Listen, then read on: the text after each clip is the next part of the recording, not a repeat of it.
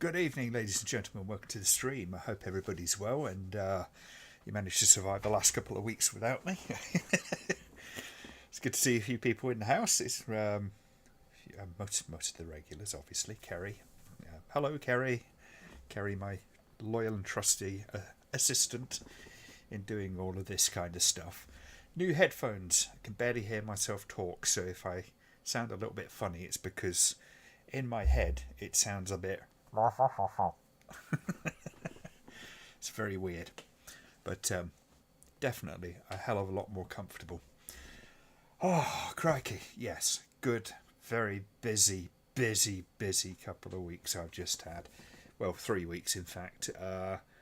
So, not this week, but the previous week. The reason I couldn't do a stream because I was working Friday and Saturday nights, but I'd just done a 70-hour week. So, if I'd done the stream, I would have looked like.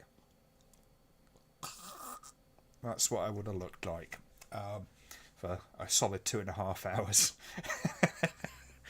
It was mental.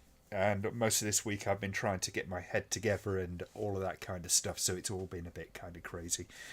But here we are, Saturday night, bank holiday weekend. It's all kind of cool. I've been out and about. I've just been over to a place called Anglesey Abbey, which is just outside of Cambridge, and it's an absolutely stunning place. If you're ever in the Cambridge area, pop have a look. It seems expensive, like it's 15 quid to get in, but it's absolutely beautiful and there's a lot to see there.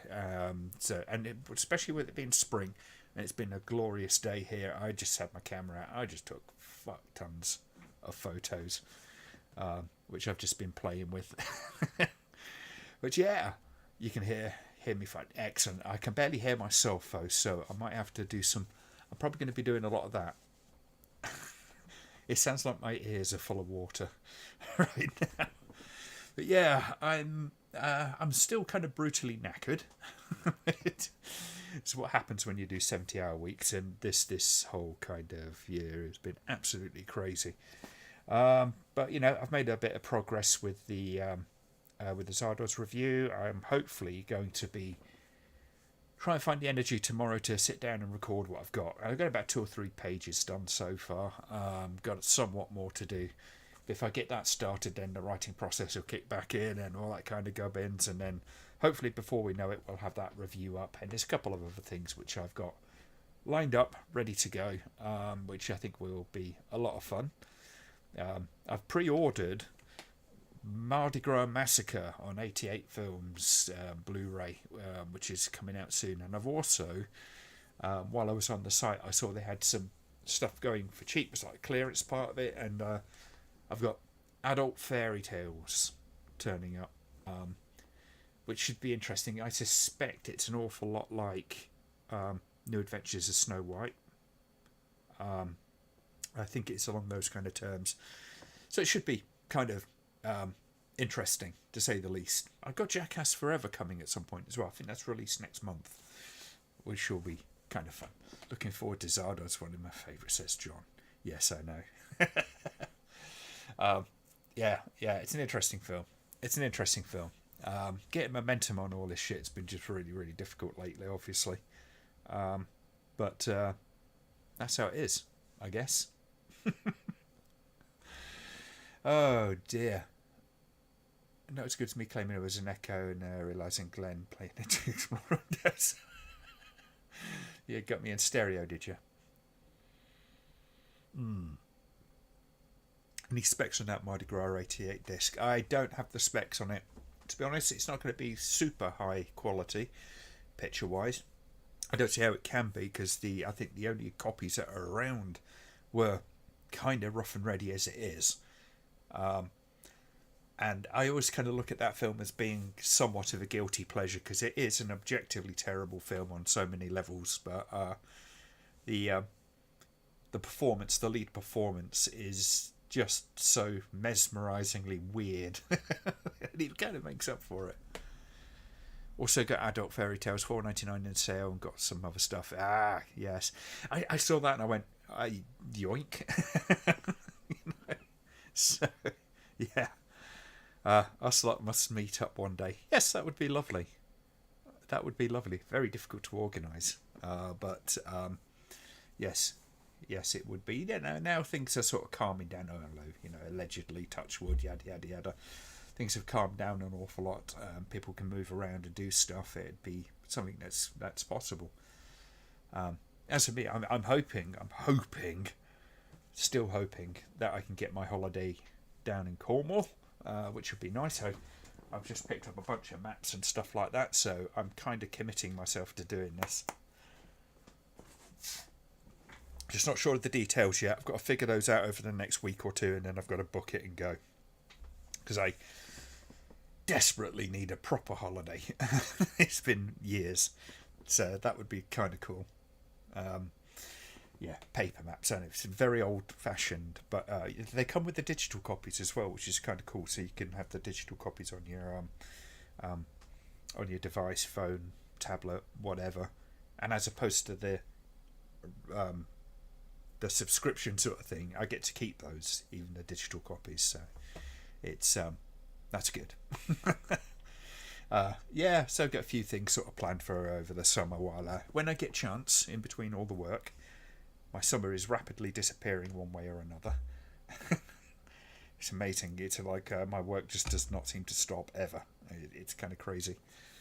Yeah, like I say, I was around Anglesey Abbey all day today, just having a wander around. I went into the mill they got there and took loads of photos, and yeah, it was just a beautiful day, nice little ride out. Although I did find out that my motorbike chain needs some serious frigging tightening, because somebody pointed out the other day, he says, is your chain a little bit loose? And I kind of I couldn't see it because I've got two exhaust pipes on the bike. Couldn't see it at that angle, and I didn't really check it later. But when I checked it, when I got there, I kind of went, oh shit, you know, it's like moving about that much. It's like, that's not good. Maps never need recharging. No, they don't. But actually, I do like having maps and stuff like that. They're quite nice to have a bit of a fertile over. Remember, I offered local knowledge for your holiday in Cornwall. Thank you very much. I just got to get my ass down there. It's whether or not my friend can come along is the question.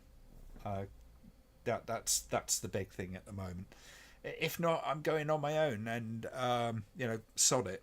I'm quite happy to, very self-sufficient. I'm very, very happy just to pop down there and do my thing on my own. Take the camera.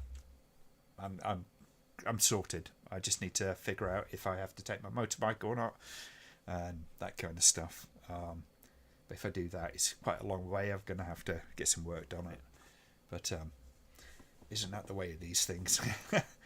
It gets very expensive when you kind of like get your own vehicle and stuff. But anyway, the movie tonight is 2020 Texas Gladiators, and I don't see Spike in the chat or anything, which is unfortunate because we've got one of his favourite actors in this again. So it's going to be an interesting one. I haven't seen this. I've been meaning to watch this for a long time. But if you start getting yourselves all kind of linked up and ready to go with that, then we'll all be good in about, I don't know, 5-10 minutes, I think, maximum. And we'll get started with that.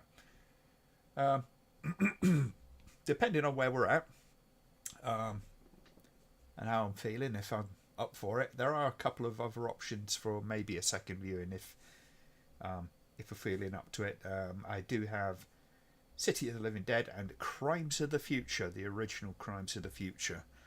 I found links to those. Now, Crimes of the Future, the original, is nothing to do with the current David Cronenberg film that's about to come out.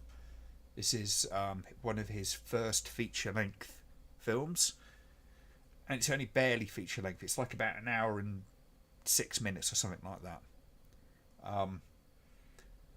And I would warn you, it's kind of boring. But it's interesting. If you're into David Cronenberg, it's always worth a watch. But it has one hell of a kick to kick to the guts in the end. Can I suggest a second movie? Go on then.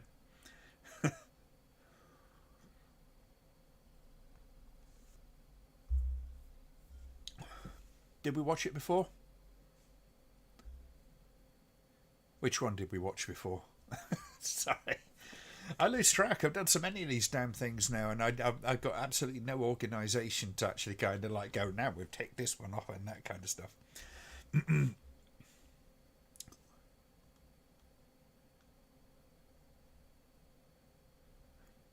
Cronenberg calls them his underground films. Okay. Yeah, yeah. So which one did we say we watched before? City of the Living Dead or Crimes of the Future? The Rejuvenator. Let me get my Facebook up and just message me on Facebook for the link, and then we'll have a look at that or whatever in a little while. But yeah, but Texas Gladiators, did we? Okay. Well, that's a bit shit then. Okay, so if we're not, I don't know. Do you want to watch it? Let's take a straw poll. We could either watch City of the Living Dead or we can watch 2020 Texas Gladiators. If we do the former, it means I've lied on my thumbnail, and YouTube might spank me.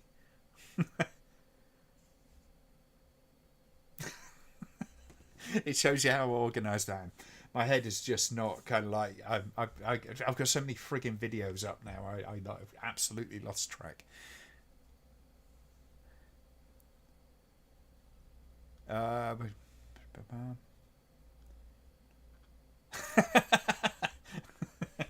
sure you're fine, Adam.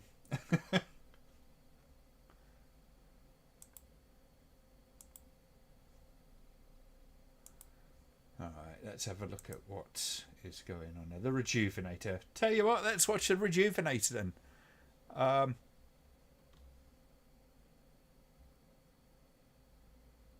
Let's watch the Rejuvenator, see where we're at, and then we'll watch 2020 Texas Gladiators after. I think that's what we'll do. So this is the link. Let me just put that into the chat.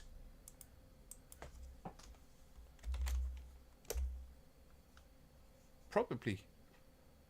Yeah, it could take you a while.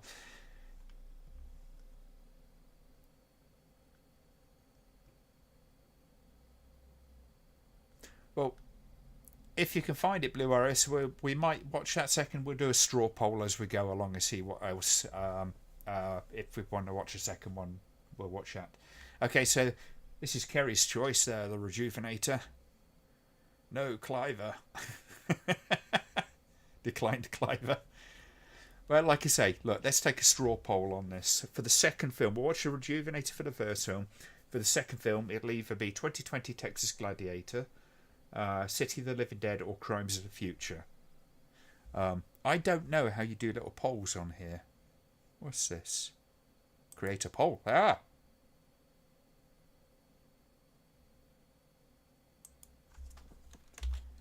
Which film for the second?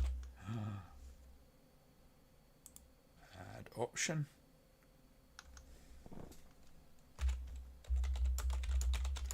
Living Dead. Oh, this is it. I like this. Oh, well done, YouTube. Well done, YouTube.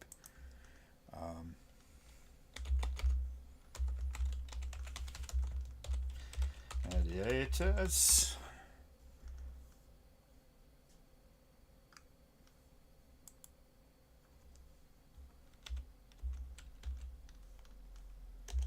And Crimes of the Future.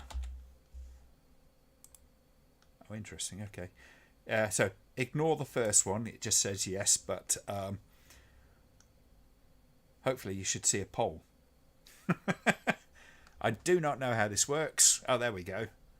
So just beneath the video, there should be an option. So let's if everybody kind of ticks yes, I'm just going to kind of laugh at you, and then I might put I don't know, Cannibal Holocaust on or something.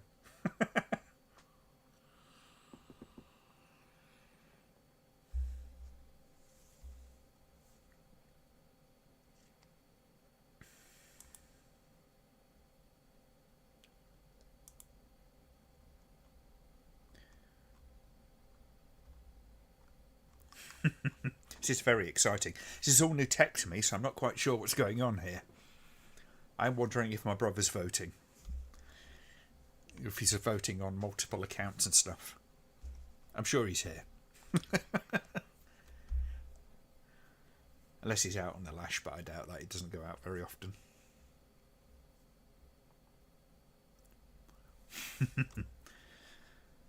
Right, so we shall leave that running for just a little while longer, and then we'll see what happens in a bit. But has everybody got the link for the Rejuvenator? I shall put that back in the...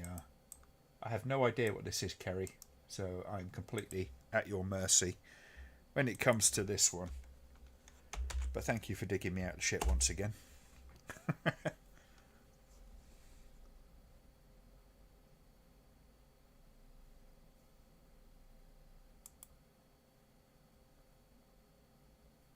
What's that? Abby wasn't an option. I didn't even think about it at this point. Sorry. I kind of had a very, very brief glance at it earlier on, and I just put it out of my mind temporarily. I'm getting old and addled. You'll have to forgive me.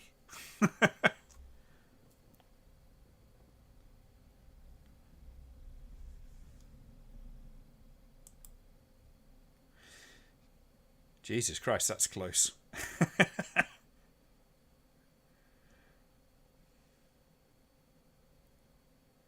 Excellent. Blue Iris is ready. We're looking like we're...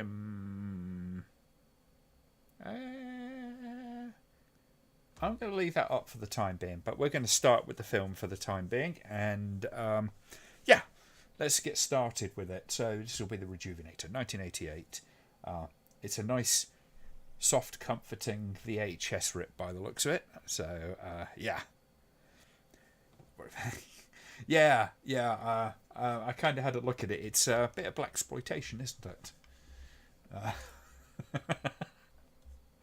I have to be in the right mood for blaxploitation. It's very eccentric stuff sometimes. But okay, right, fine. Give us a thumbs up when you're ready to go, and we'll get the start. We should be a Glenn's random choice. Oh my god! I mean, I don't think I could put the porn up. Porno Holocaust. That'll wake a few people up. That would.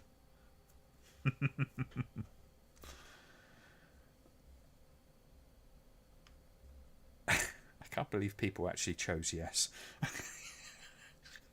What the fuck? I couldn't seem to delete that one, but I'll have a good idea of that. What to do with that poll thing. I'm glad they put the poll thing on now. Have we got any representatives from Arrow on the stream today? Because that would be cool. I do like their products. Brilliant.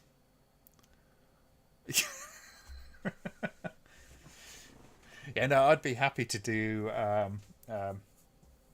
New Adventures of Snow White again. I really kind of enjoy that film.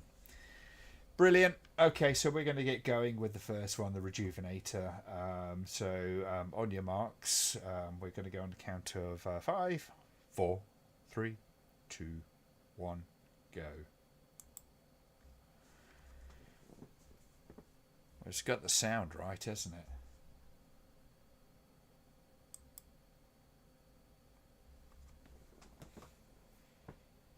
It instantly feels like an exploitation film. I will give it that much. Definitely got that 80s kind of vibe. It's a little retro for its time, you know. I mean, at 88, this feels more like an 82, 83. Yeah. It's a good idea while it's on sale.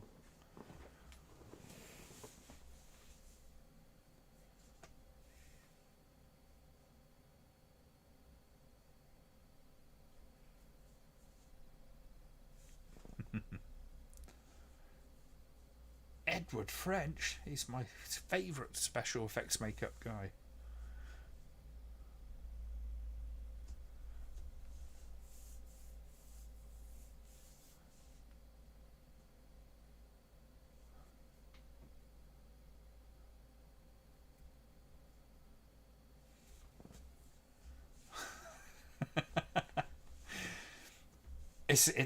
It's not, yeah.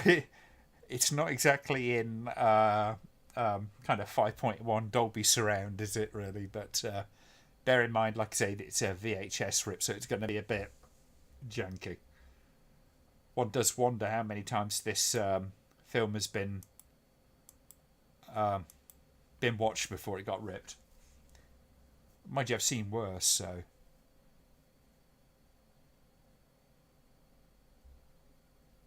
Multi-Oscar Academy Award nominee.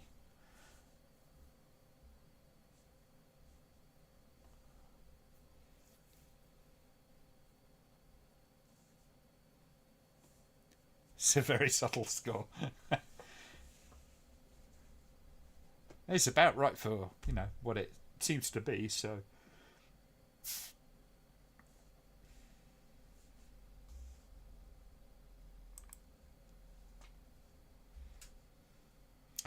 Beer's Brewdog's Elvis Juice.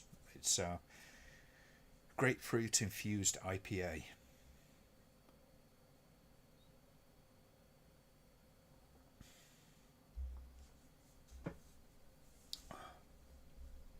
It's quite nice.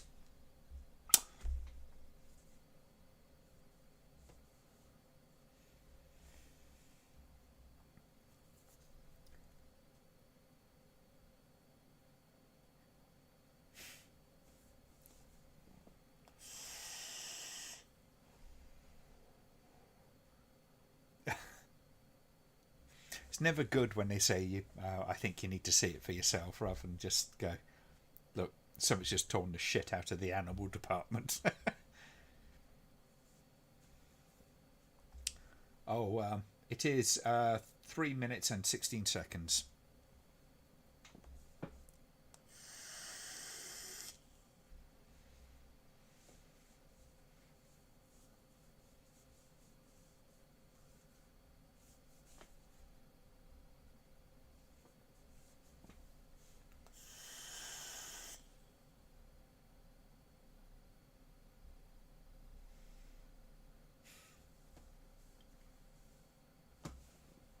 Something awful.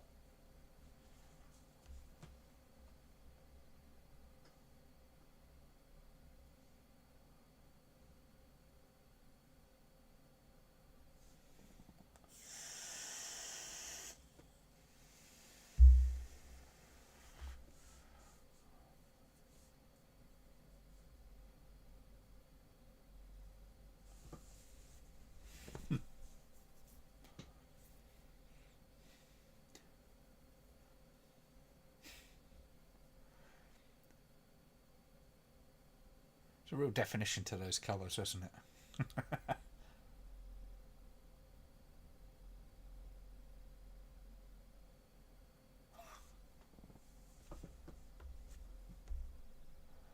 A young Angus Scrim, yeah.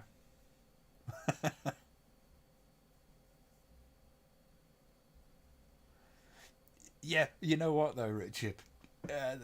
This is one of those times I think when the VHS soft image really kind of helps things out. Just smears out the lines, doesn't it?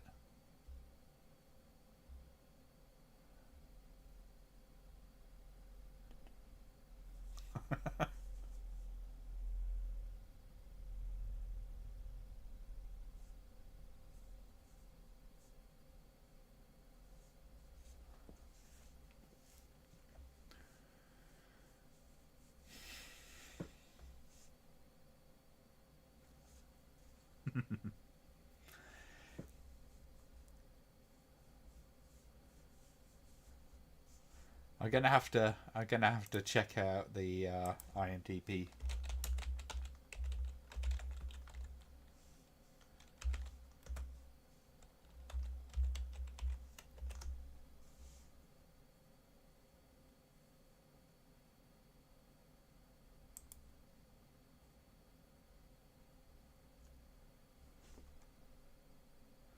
Okay.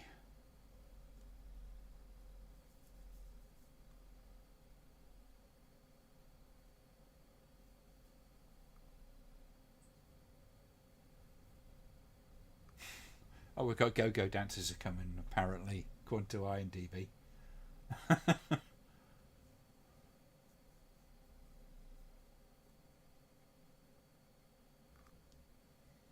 I think he just looks like Angus Scrimm. I'm tickled by the idea, though. I'm just going to pretend.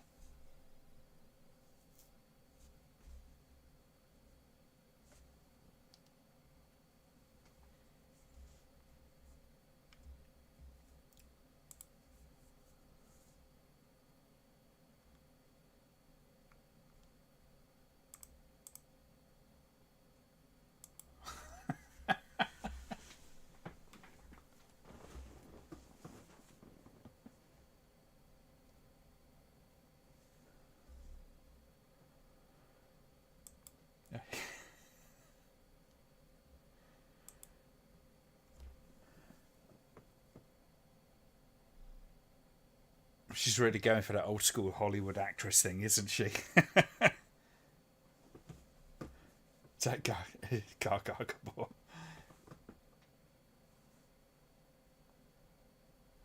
I know she's got more of a Mae West kind of thing going on, hasn't she?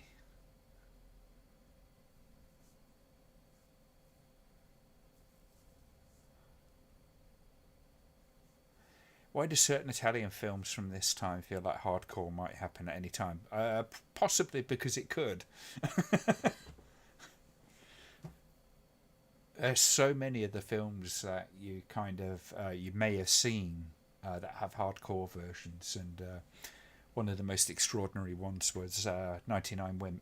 99 Women, the Jess Franco film,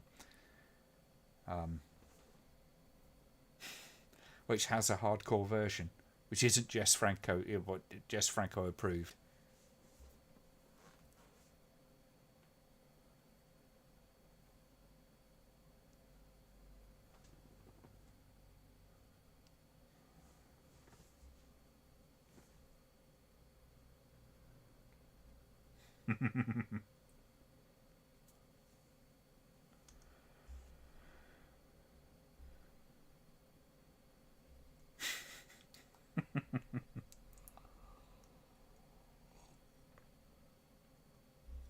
I think 99 Women, if I remember right, it was Bruno Mattei did the hardcore scenes for that. He directed them, filmed them, and they were so out of place. It's like, yeah,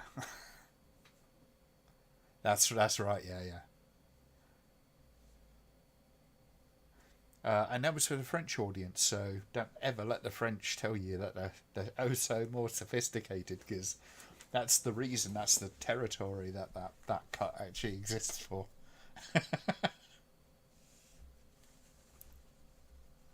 And it's dumb as a bag of bricks as well.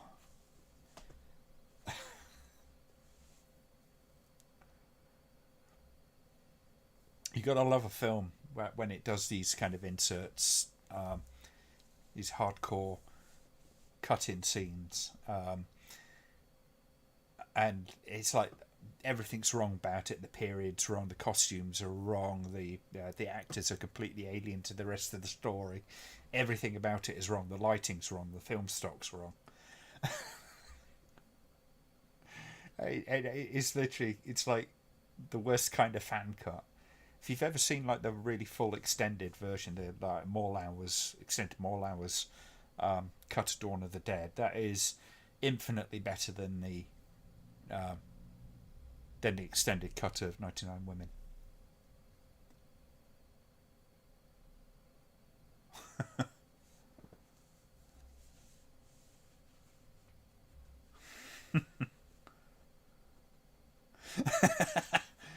That would be interesting.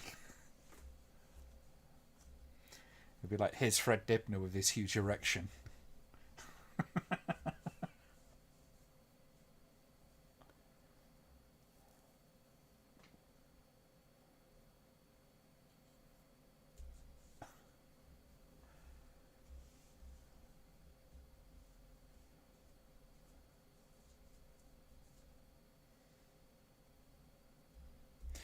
So we're looking like it's City of the Living Dead to follow this.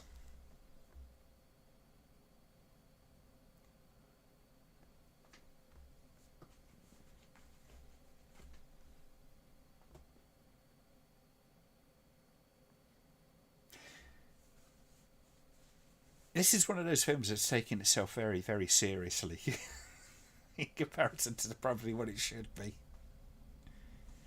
But yeah, kudos to the actors for sort of not hamming it up as much as they could do.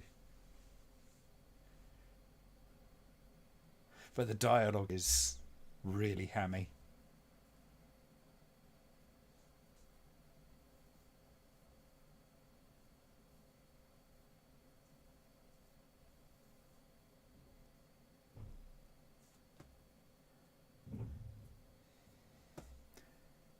You're definitely getting that Reanimator rip-off vibe, aren't you? It's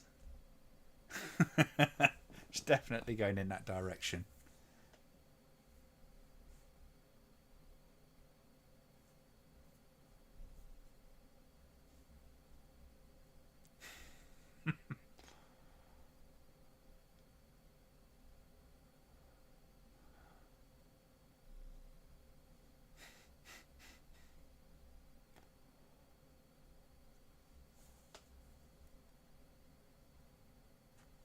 Cadavers.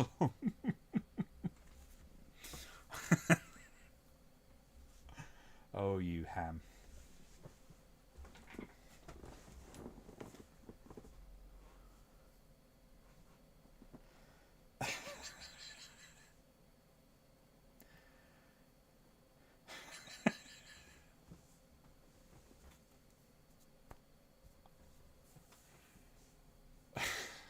That's remarkable, isn't it? He's definitely got that kind of like snooty aristocrat type. Oh, no. Your students will have to go back to rats and cadavers.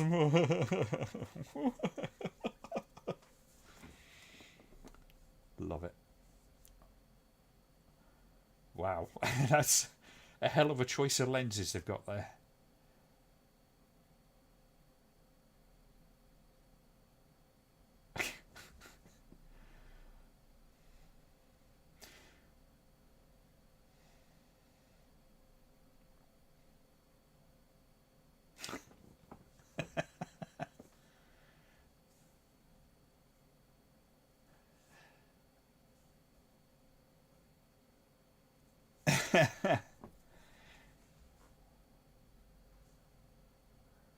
These people definitely saw Reanimator, didn't they?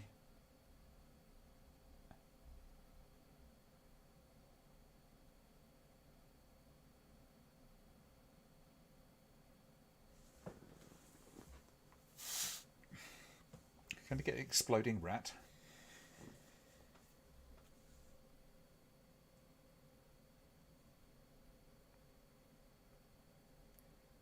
Yeah, so moving up to elephants. Nothing could go wrong.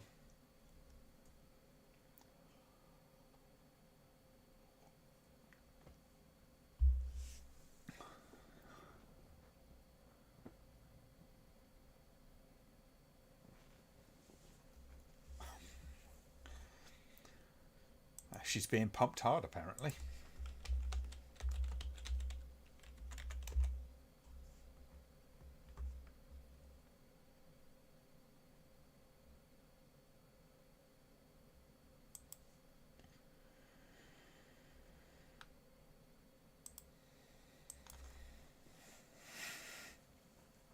Question 4, since it's somewhat relevant, I've got a little project to do on live streaming. So does anyone have any interesting approaches I could use? Censorships, anonymity, etc. On live streaming? I don't know. It's one of the least anonymous things I could do, but then you compare me to someone like, I don't know, Mr. Metica, for instance, who is a lot harder to track down.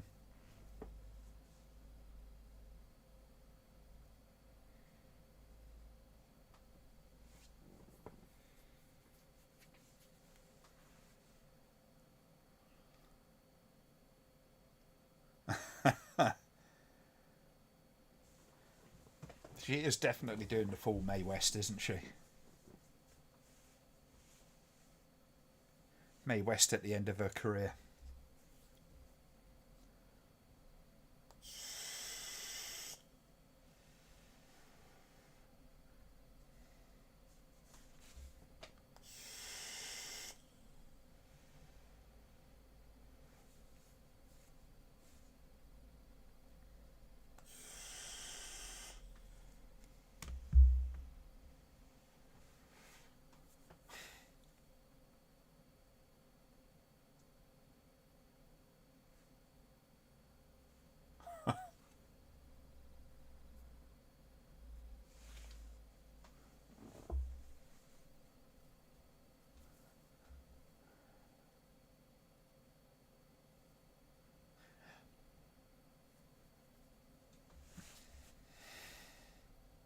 See, there's a promising sort of premise to the story, whole Fountain of Youth kind of thing going on. Crossed in with a little bit of Reanimator. It's intriguing enough. It's just... I suspect this would be about 10 times harder to watch if it was in some high-def format, to be honest with you. Isn't it funny how the VHS format just hid a lot of the problems?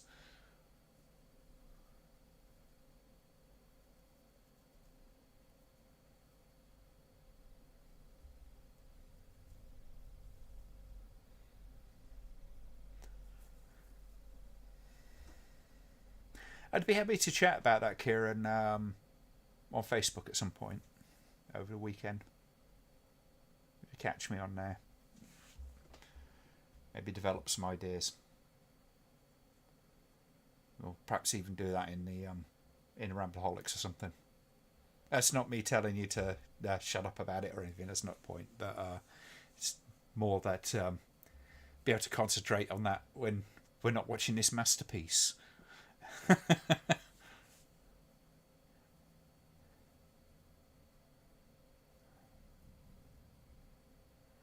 God, he's got some industrial gloves on there, hasn't he? Right, I'm going in. Chainsaw.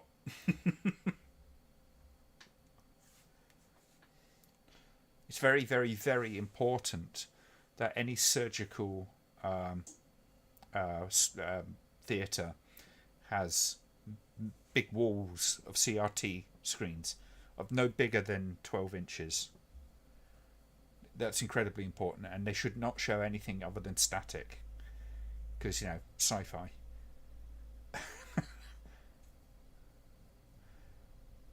Wait, you like to be able to see what you're watching. I've long felt that high definition, it's good in many cases, but there are points where it doesn't do a film any favour. Certainly a lot of exploitation films don't really stand up very well second you put them into high definition. You just look at what it did to certain parts of The Evil Dead, for instance.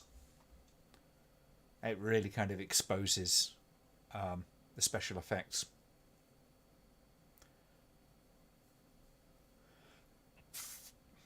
It's not a problem, Kieran. Just hit us up on Facebook at some point.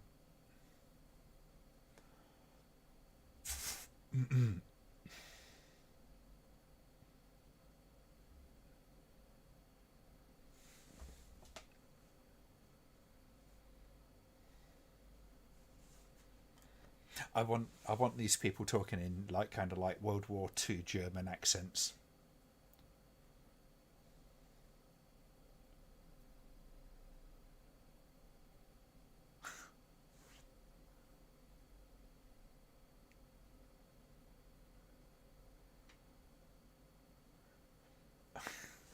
Or it might go up and you turn into a hideous mutant. It'll be one of the two.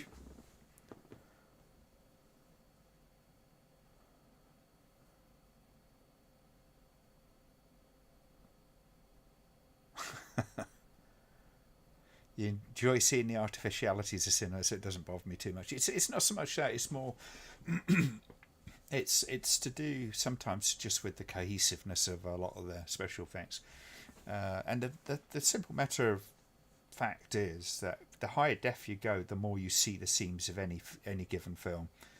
If that's your thing, that's one thing, but for most audience people, they don't really want to see all the nuts and bolts and stuff. And Star Trek Next Generation was a good example. When they upscaled that, then suddenly all the costumes looked really wrong and cheap. It's not what you want. You don't want to make something look worse by trying to make it look better. At least in my opinion, anyway. No, Richard, I haven't. I don't think I really want to be honest with you.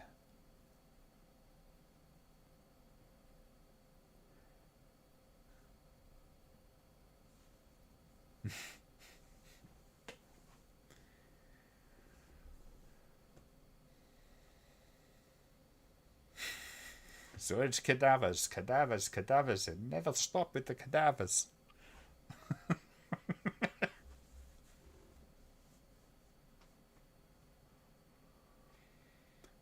It's got some eccentric framing in this.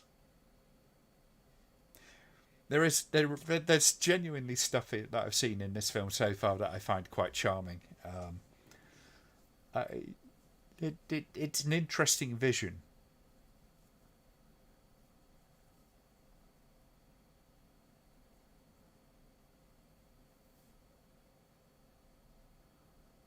The director, for one thing, seems to be kind of using depth quite a lot as well. So there's some interesting sort of framing and blocking going on in the film. Although probably shouldn't be thinking about that.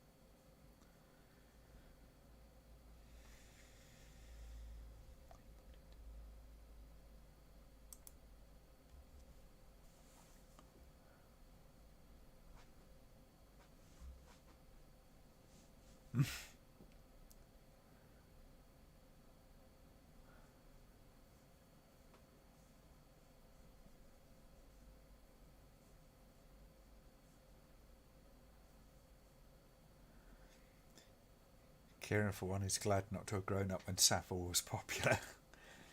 I always thought he was a weird guy. There was always something about him that sort of just, I mean, you'd only ever pass that sort of stuff off as being kind of eccentric. And I don't know if it's as much to do with kind of like, my memories being kind of changed a bit by what I know now.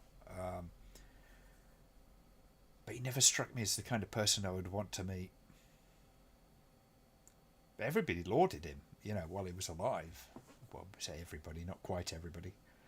Johnny Rotten had a few things to say about him in a kind of backhanded, sort of cloaked kind of way. Yes, he was.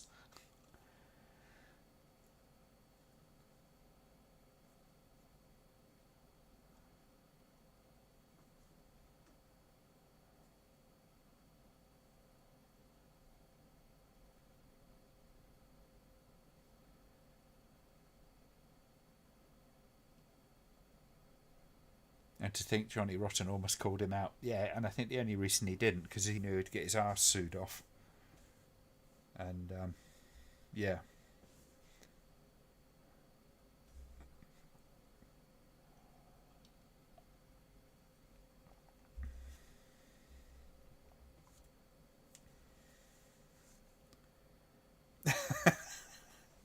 A lot of people did.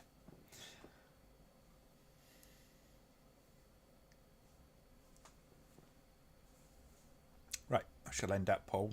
It'll be City of the Living Dead next.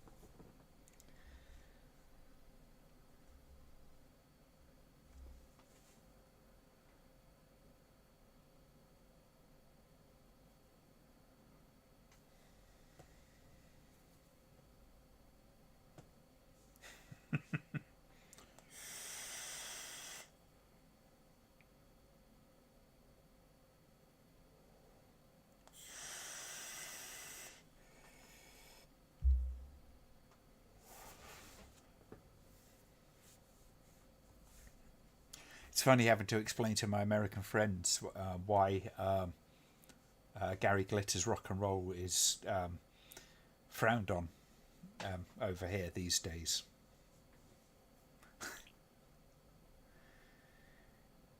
because they just think of it as, this thing that gets played at sporting events. It's like kind of like, yeah, we've got a little bit more of a, shall we say, emotional connection to that particular piece.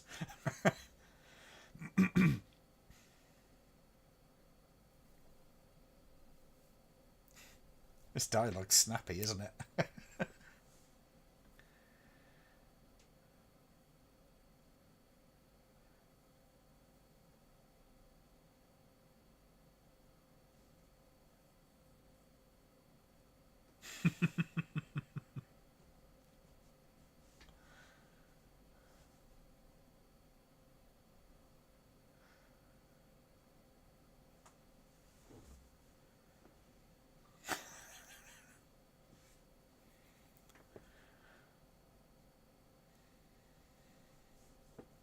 Could have been the super duper hyper extended 4K restoration of Dawn of the Dead or something like that, couldn't it? For yes. It's the first time I'd done that, so I didn't realise you could change the yes no.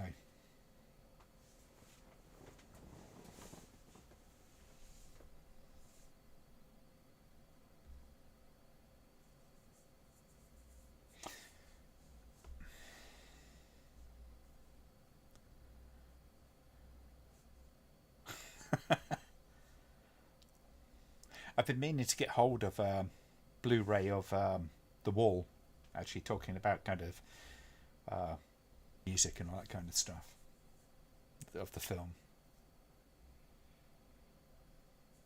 Definite hole in my collection, that one. Right, as opposed to a hole in the wall, I guess.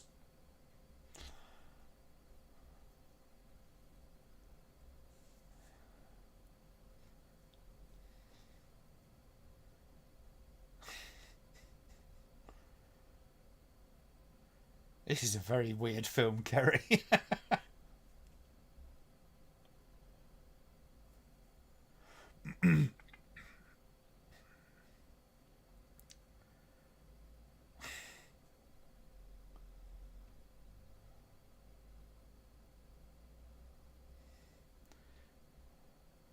And the band has to keep playing while they fuck on the dinner table. Butler's going, oh, thank God for that. I don't have to watch. I was watching this criticism of Doug Walker's criticism of The Wall. If you've seen the Nostalgia Critics review of The Wall, it's often regarded as one of the worst reviews ever done, and it really is. I mean, it's interestingly produced, but my God.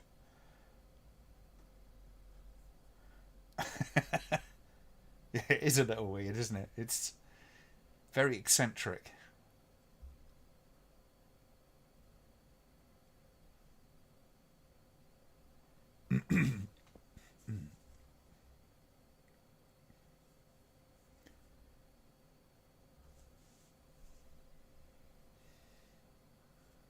Oh, more dancing.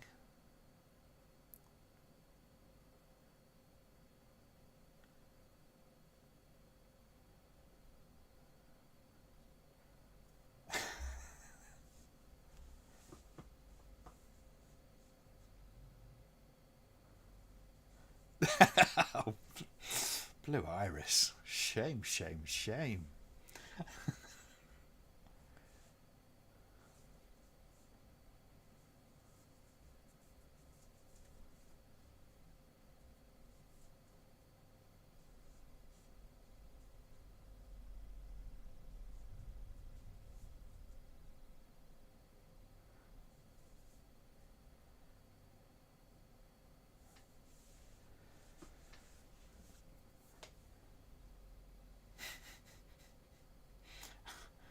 Oh, well, there you go, folks. We've got our titties for the movie.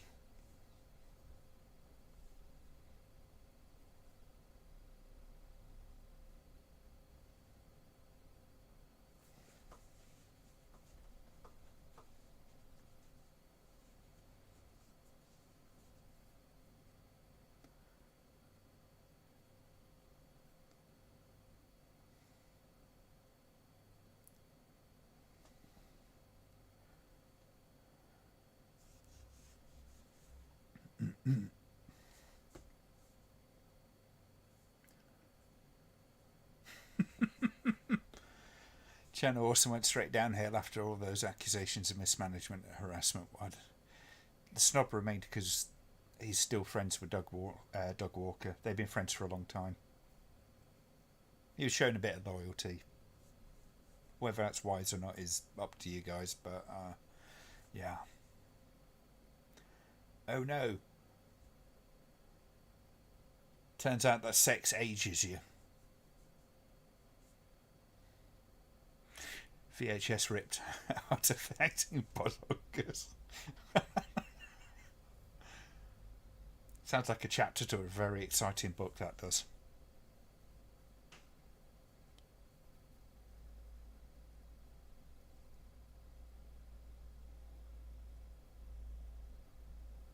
Yeah, I think Channel Awesome was gone downhill long before those things did. I stopped watching about a year before that, I think. Yeah, it was becoming just increasingly less interesting. Oh, hello.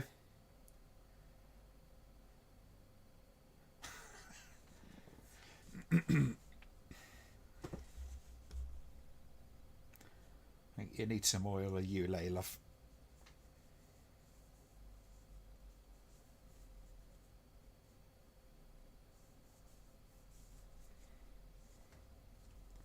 She's allergic to sperm now. This is what it does to her.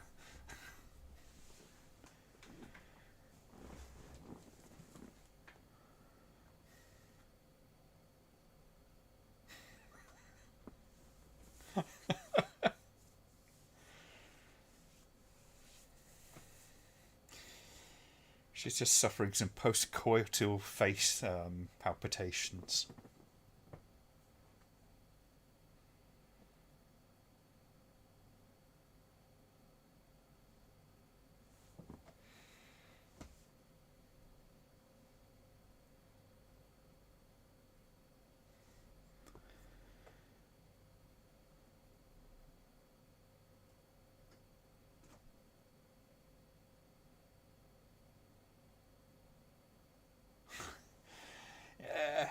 Yeah, it's always one of those things. You play.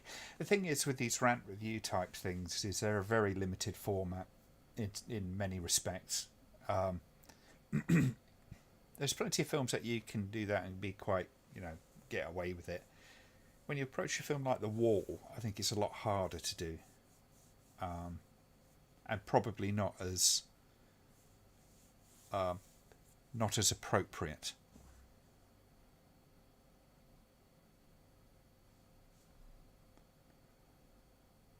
It's one of the reasons why I kind of shied away from that stuff. I did a couple of sort of more comedic type reviews, which thankfully have disappeared.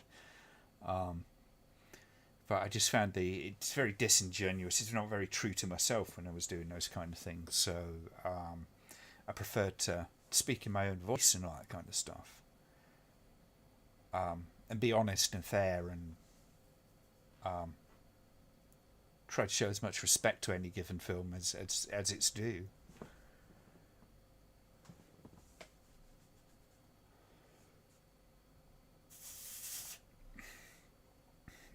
Dr. Lampy in the house. Be right back. Just going to get another beer.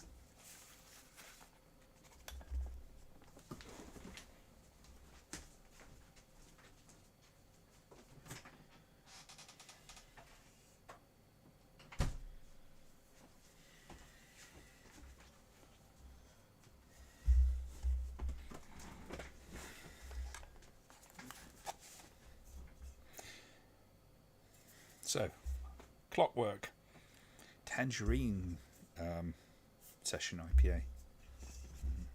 I got a big pack of the Brewdog stuff. So it's all Brewdog all the way tonight.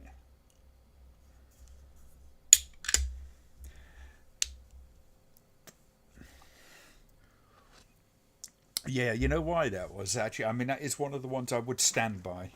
Is that review of Cold Fish? Is because it was absolutely, that was from the heart. Regardless of whether I was deliberately taking the piss or not, I would have actually kind of called it that way anyway. That's a terrible fucking film.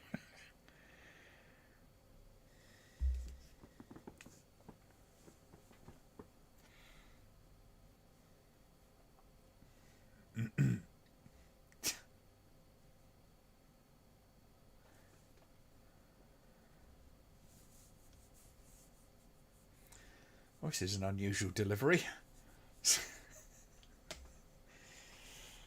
Tesco's click and collect is obviously kind of like was a bit different back in the day.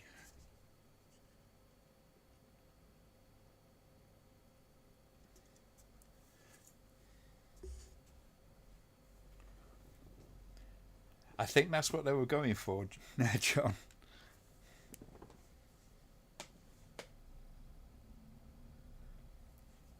Evening, or bit late for illegal activities, isn't it, sir? I mean, murder. You shouldn't be doing that before 11 o'clock.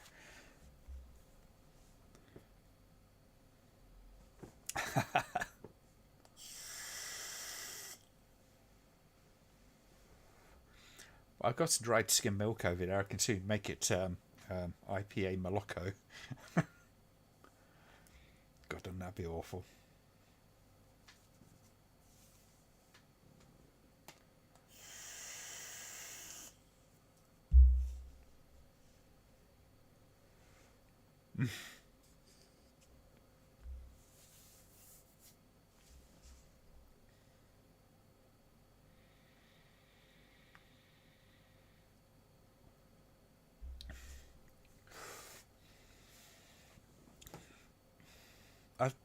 I think Cold Fish was one of those films that I actually hold up for being responsible for me not calling something pretentious very often, because that is one of the single most pretentious films I've ever watched. It's a film that really does think it's so much more important than it actually is.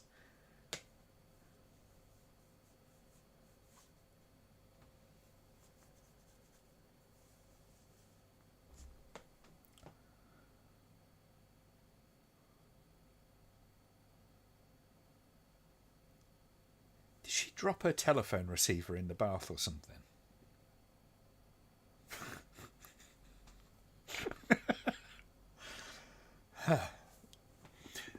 I'm sensing they probably had a lot less takes on this one.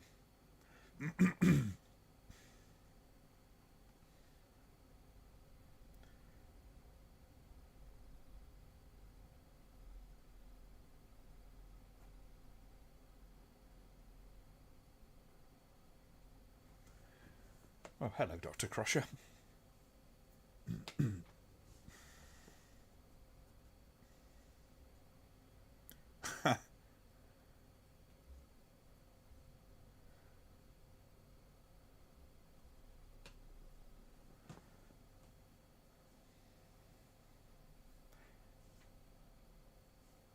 Oh, joking aside, I mean, the story to this really does. It's kind of tried and tested, isn't it? Really, it's been done so many times before. Essentially, it's a vampire tale in many respects.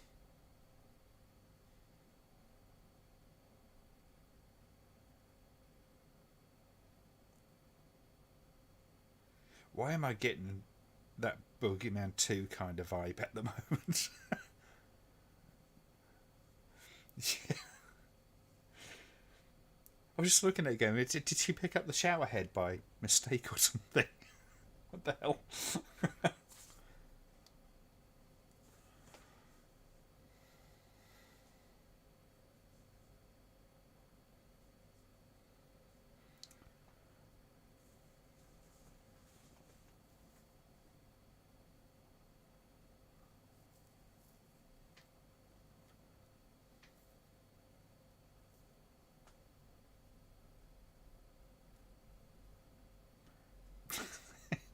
Brains in the blender. Brains in the blender.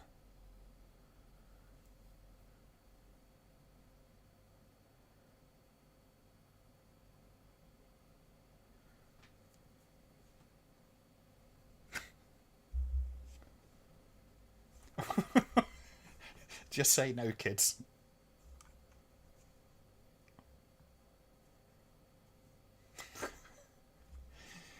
I've always said Boogeyman 2, the best thing about it was the premise, the idea behind it.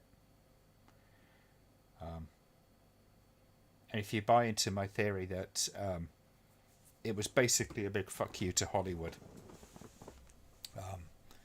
then a lot of stuff makes sense, including the production values. But does that make for a good film? No, but I think it's an interesting one for what it is, rather than what it shows. Blaine's in the Brenda. Yes.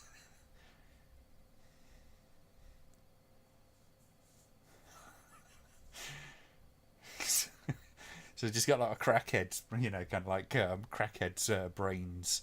Just shove it in the magic mixer. It's a brain smoothie. Just get it to chug it. A sprig of parsley on the top of something to garnish it.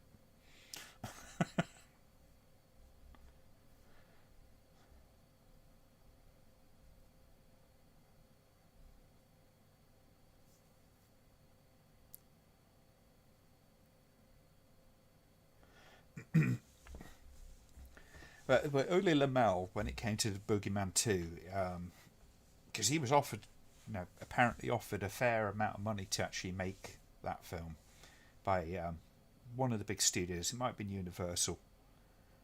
But he turned it down because he notoriously hated the studio system. And I think he kept getting bugged about making this movie, so he kind of like did this thing, which was, tried to kill the franchise as far as I can tell. But at the same time make a very satirical piece in some respects.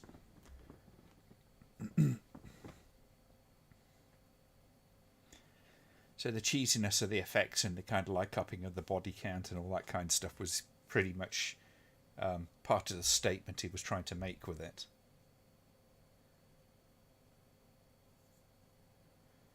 But like I say, it's a better idea than it is the result. And if that's all you can get from the film, then, you do kind of wonder. Some of the same stuff could be said about something like Freddy Got Fingered as well. That was basically Tom Green trolling studios. And the audience. But it doesn't make for a good film.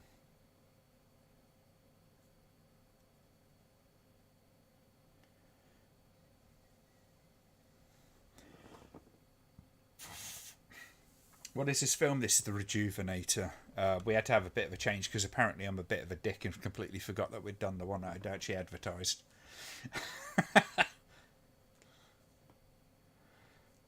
The link is... let me just get it.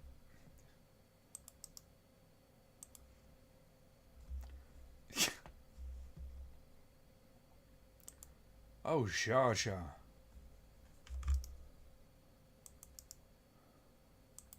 Put that back in there, and just anybody who's joining in at the moment, we are at 45 minutes and just coming up to 40 seconds.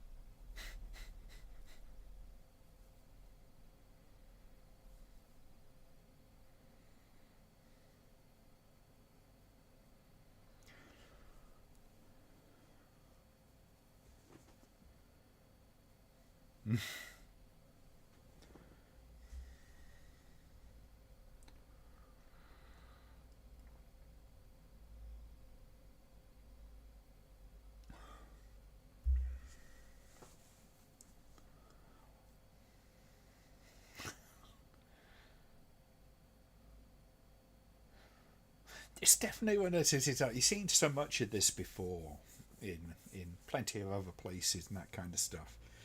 And the production values aren't generally rock bottom, but the vision of it is just a little bit wonky.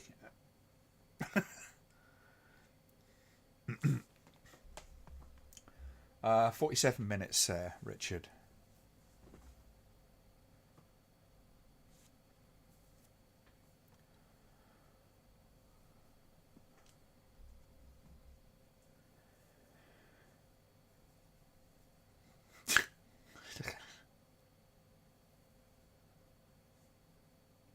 It's definitely got that kind of daytime soap kind of vibe to the acting in some respect, I guess, hasn't it?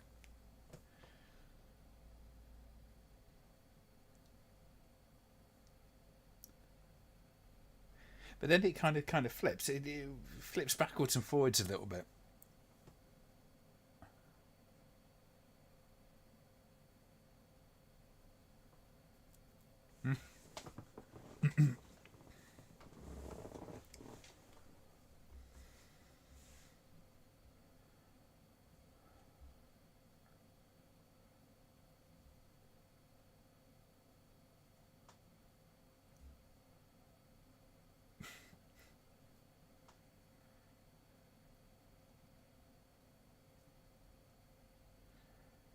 I don't know, that set piece in there looks like it's got stolen from the Doctor Who set, doesn't it?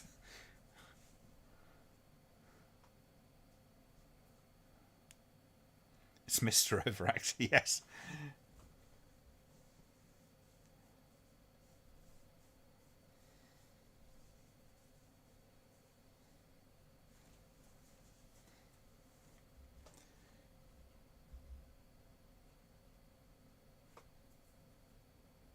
Oh, yes, please.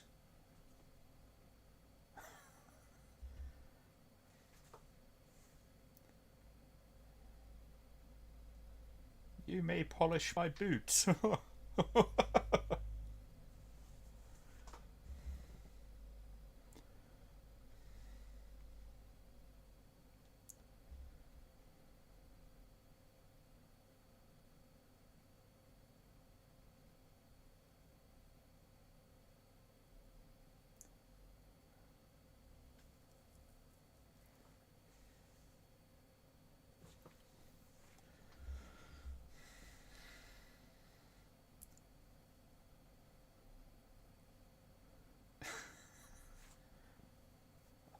Uh-oh. 80s hairband.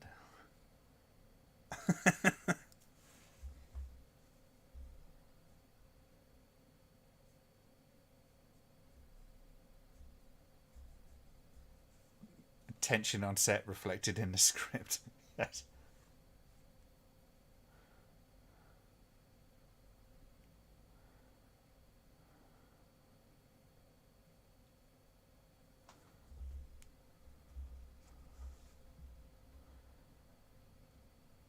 I get the feeling this is for padding.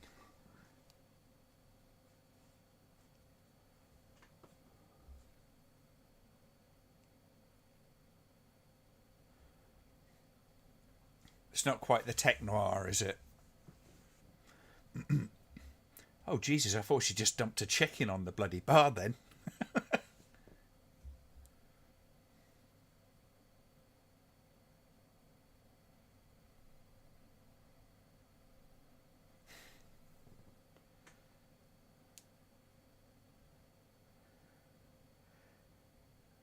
Who the fuck goes to a rock club dressed like that? You know, with kind of suits and ties and all that kind of stuff, especially in the 80s.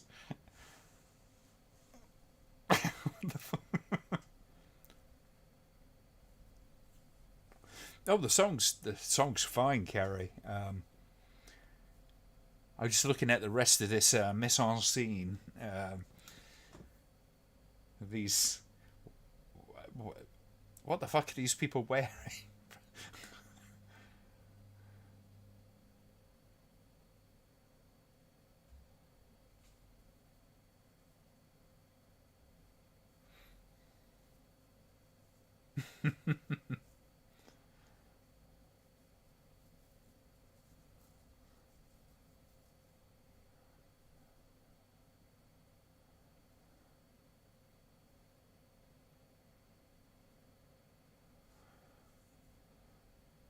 It's like Bone and Tomahawk by the way of Toolbox.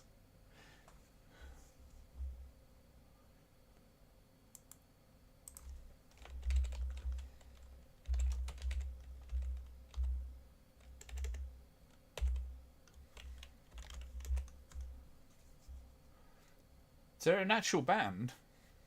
I just checked on them. Yeah, it's part of my kind of ongoing thing of ruining trademarks. I said I've just googled it. Yeah, the Poison Dollies are a real band. It looked like they were playing their own instrument, especially when you saw that close up of the drummer. So I was like, okay.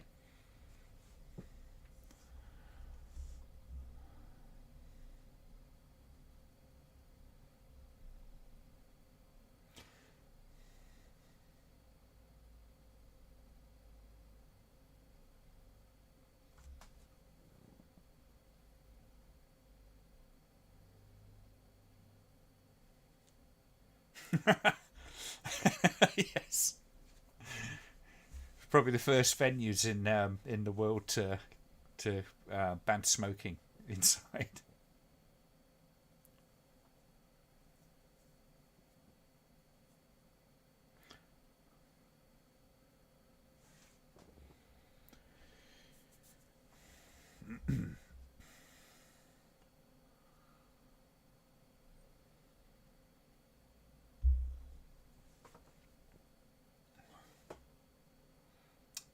Well, she's having a bit of an episode in the nightclub. I mean, we've all had nights like that.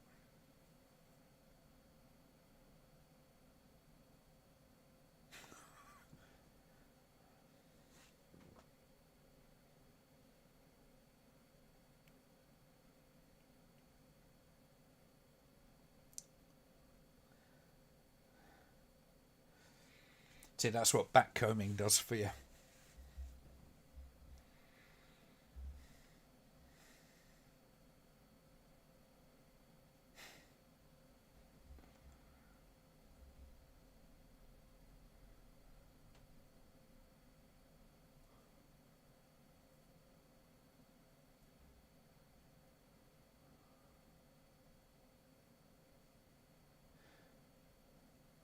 Almost as good as Steel Panther, that band, almost.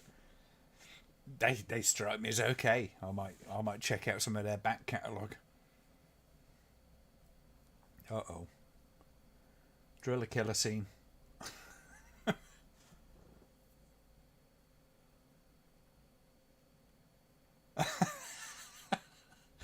We found your new favourite, John.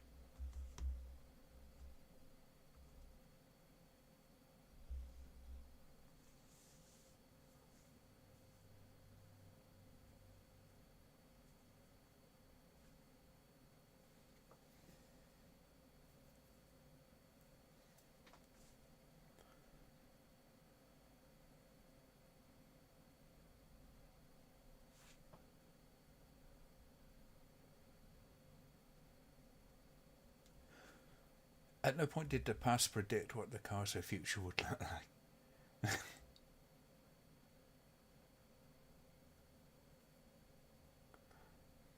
Hey, melting.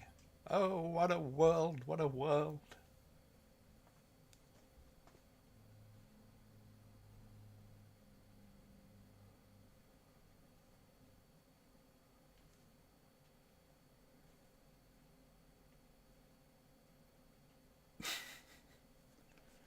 See, this is what happens when you go out partying. It ages you terribly.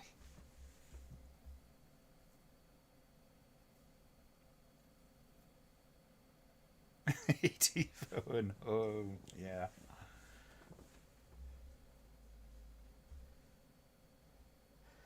It's more like an EU phone home.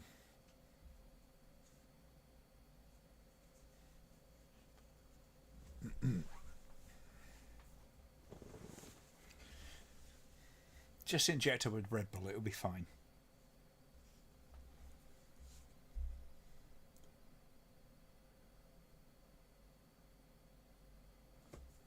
I mean, don't get me wrong, but there's a little bit more than aging going on there, isn't there? She's going full on mutant.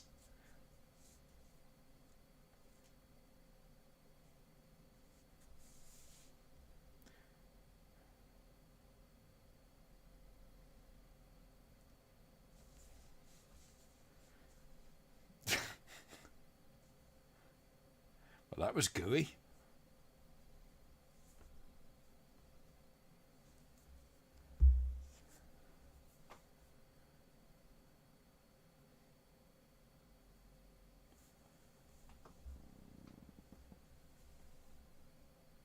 Wouldn't want to be a manicurist, yeah.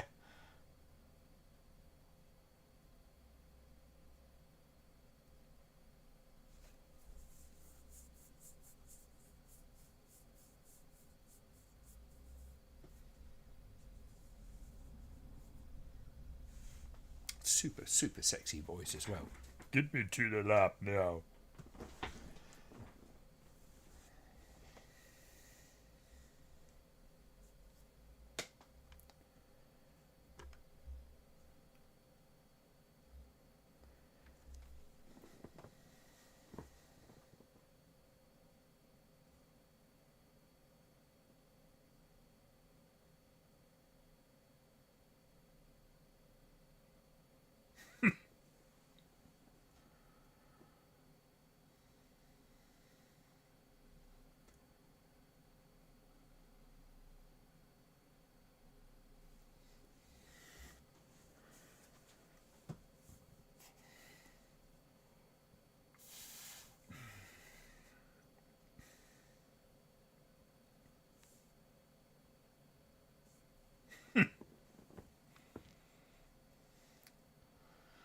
No, you look great, baby. You look fine.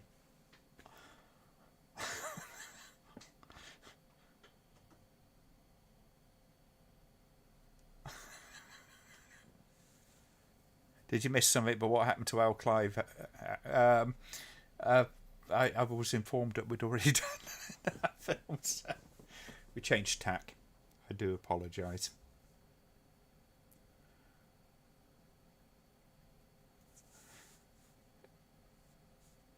Oh, God.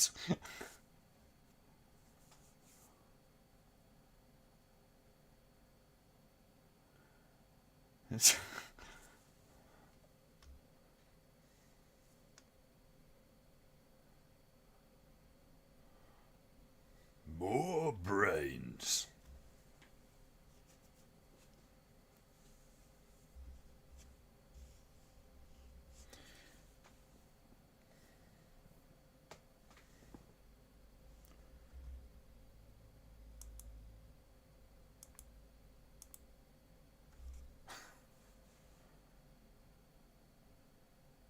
Did you? Microwaves.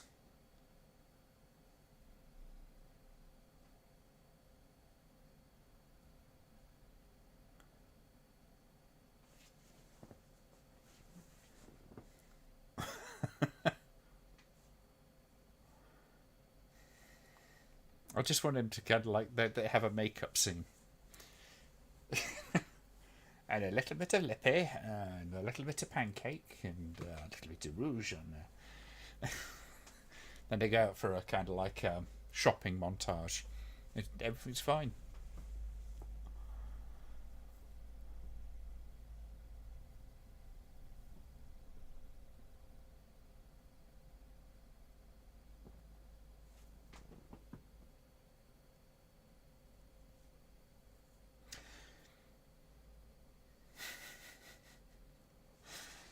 Now, those restraints in films like this are always woefully inadequate, aren't they?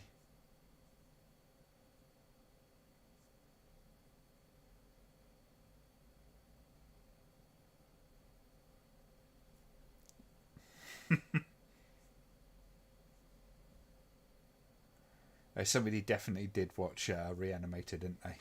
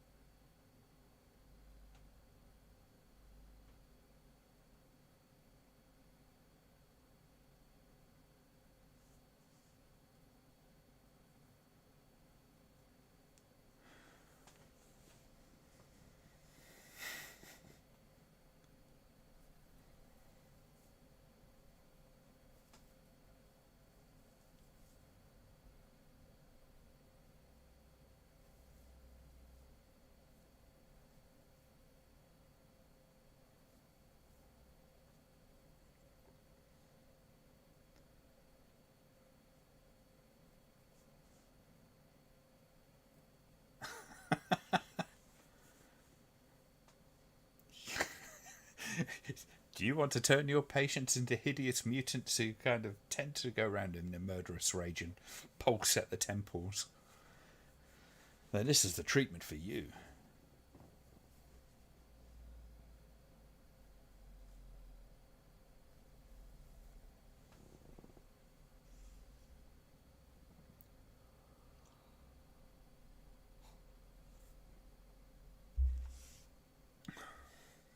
Well, I hope he's got better restraint for her. Because I don't think this lass is going to win in a fist fight.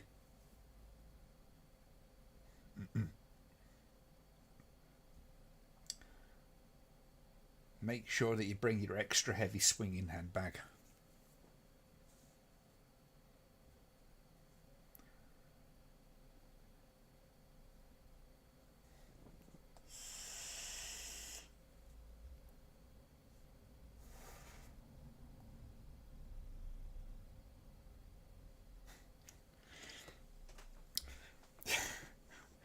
I'm not the first person to turn into a hideous mutant and go on a murderous rampage, but should let me out. I'm bored.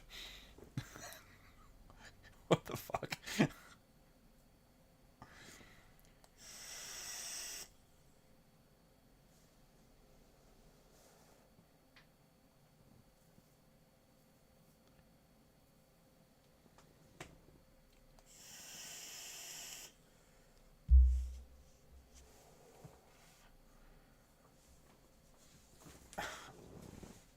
Oh, well, that's okay then. We'll let you out.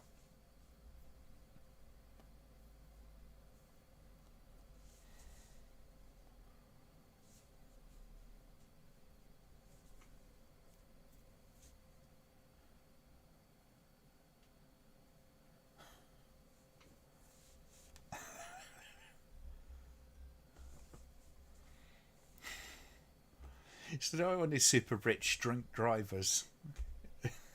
It's affluenza. Yes, I murdered some people, but they were only little people.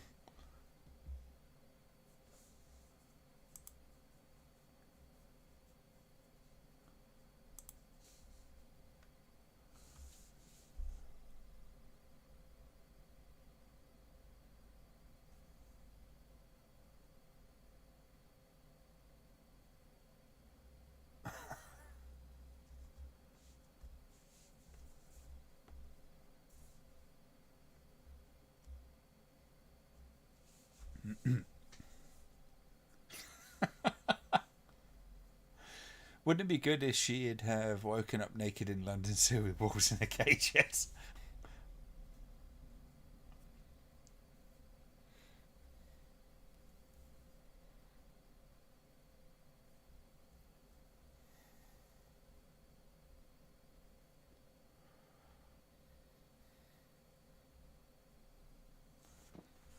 Oh, science is happening.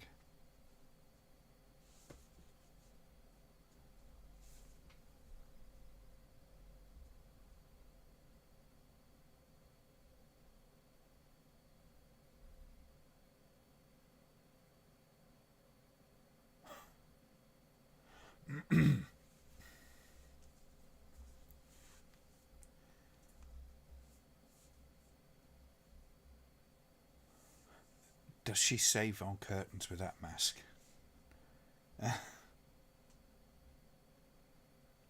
Very sensitive, are the rich.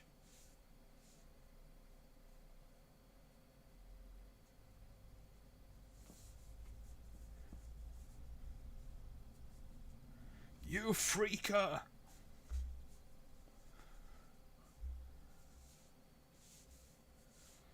Now, my calculations say I've only got to get 45 virgin, 65 school kids, and 25 nuns. Finish it off with a little pinch of puppies and kittens.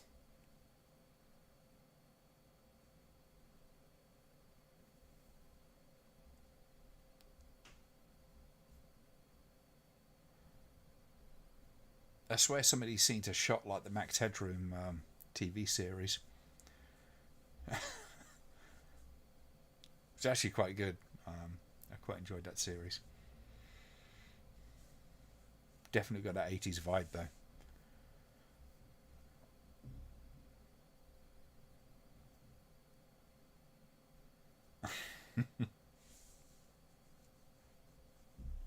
15 priests, yes.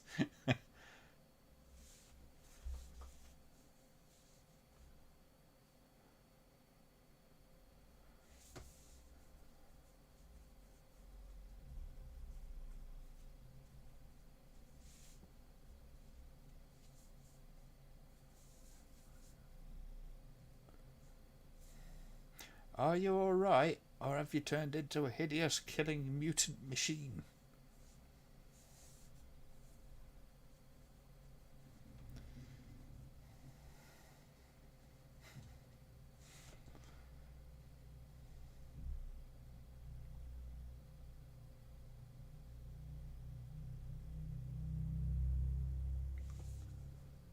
Oh, she turned into cocaine. Why would she do that? It's like, there's some mysterious shit where this patient used to be in their hospital bed. So what am I going to do? I'm going to go stick my fingers in it and go, hey.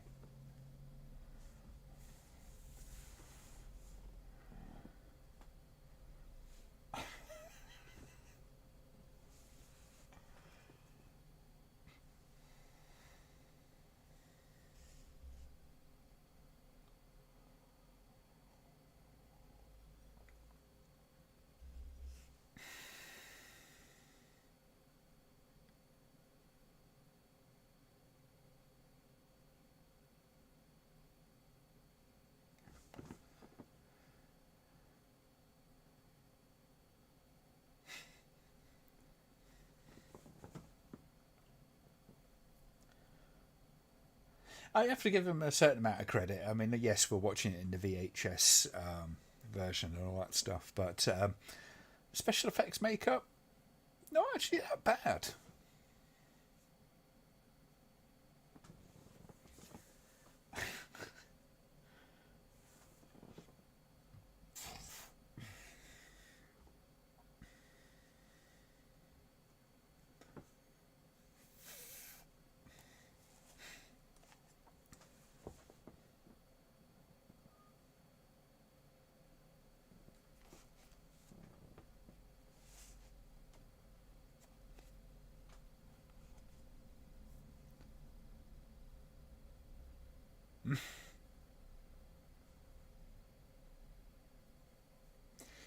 Didn't take much persuasion with this woman, did it? It's like kind of, yeah, I'm killing now. You know, it's just kind of how it is. Yeah, yeah, get over it.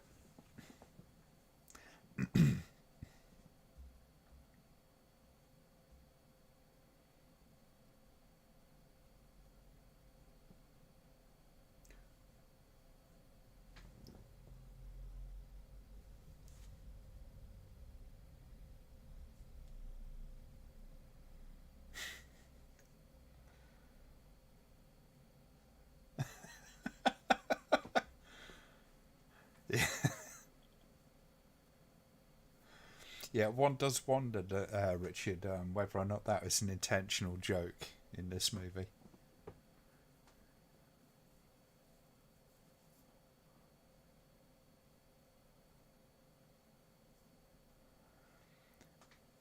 Someone's getting microwaved, someone's getting microwaved, someone's getting microwaved. I mean, it's been foreshadowed enough, hasn't it?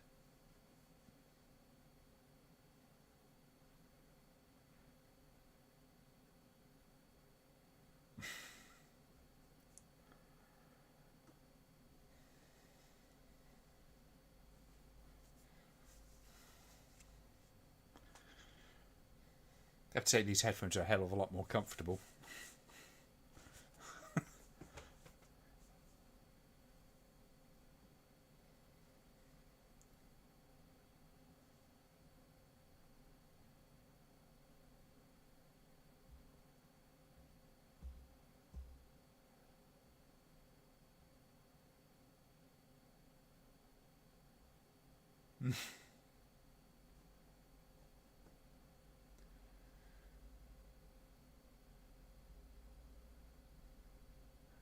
It's totally getting the Countess Dracula vibe going on. I was getting a bit with the There's a bit of Frankenstein in there as well, isn't there?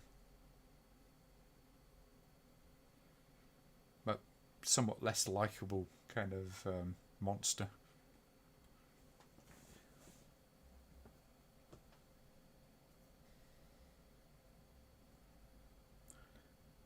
That's a needle, yes. It's meant to go right up.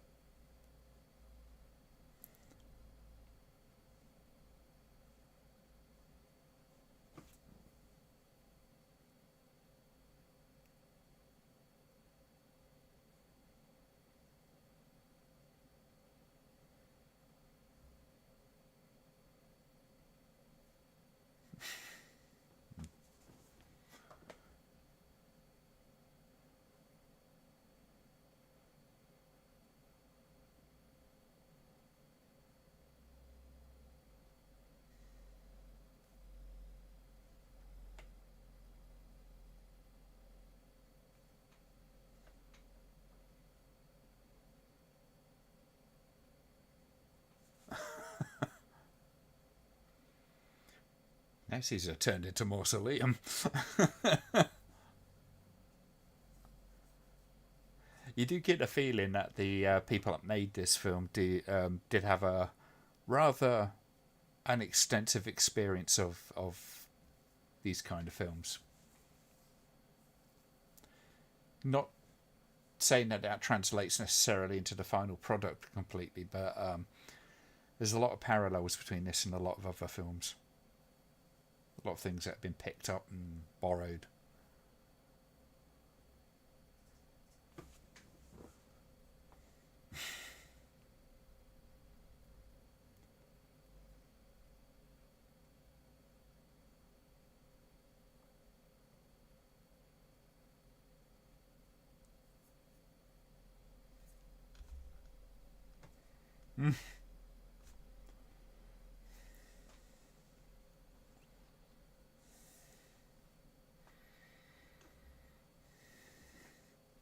I give her life.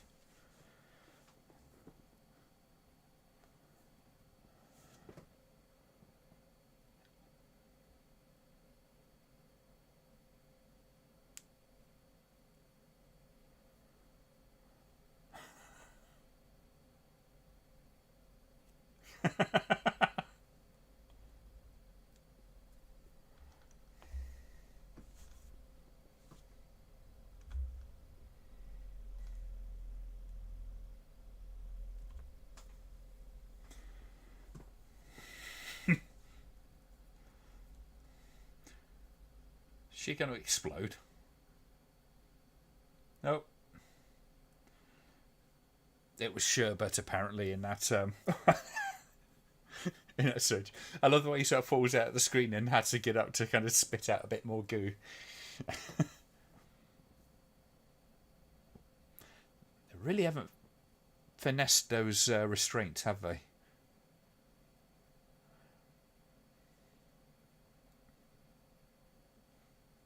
Hello, Simon. Have a good evening, mate.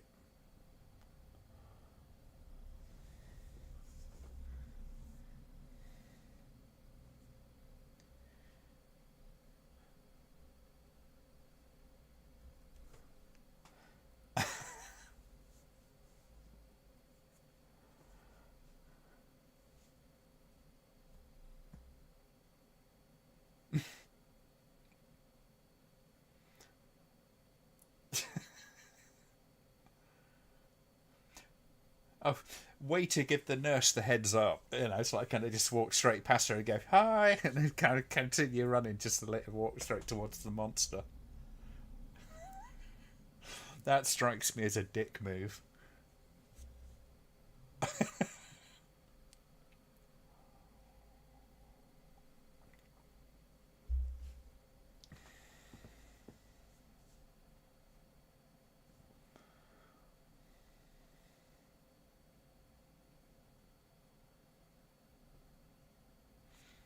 Take it easy, Simon.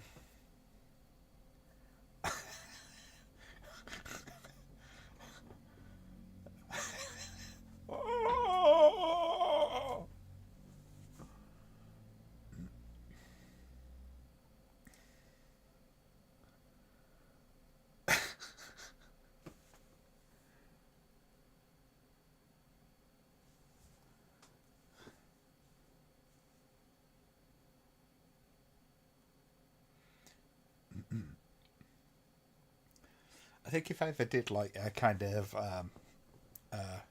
an event or watch a couple of films and stuff, it would have to be at one of those porn theatres in Soho or something like that. Just, I think it'd be the only place that would suit my vibe. Some of the films I've gone through.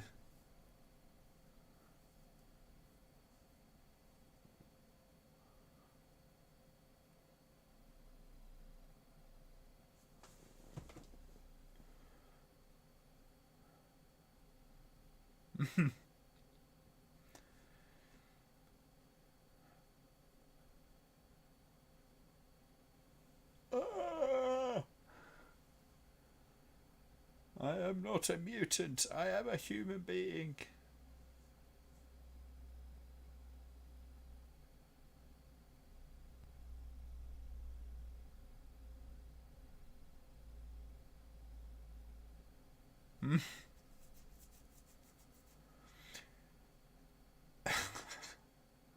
This is not the point that you should be going, no, no, you must die. When it's going, help me, help me. That's the point when you sucker them, surely.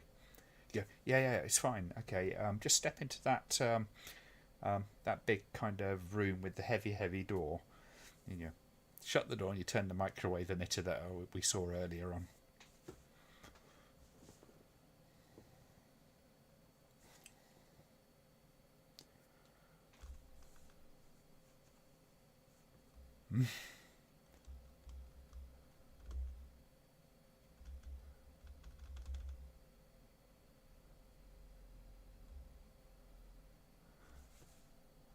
Shoot it with a silver bullet. This is a low enough budget film that what they should have done is it gets a can of fly spray, sticks it in her mouth, and then shoots the can with a BB gun. Low rent Jaws.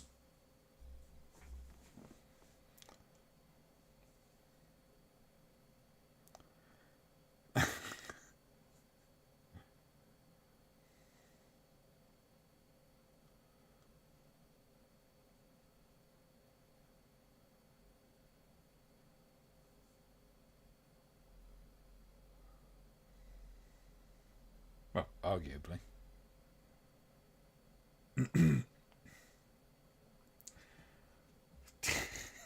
This is mutant love.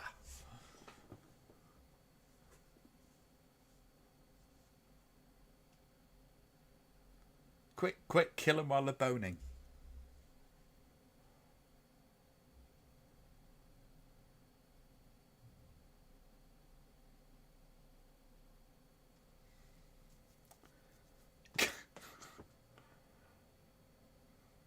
Really is a bad hair day, isn't it?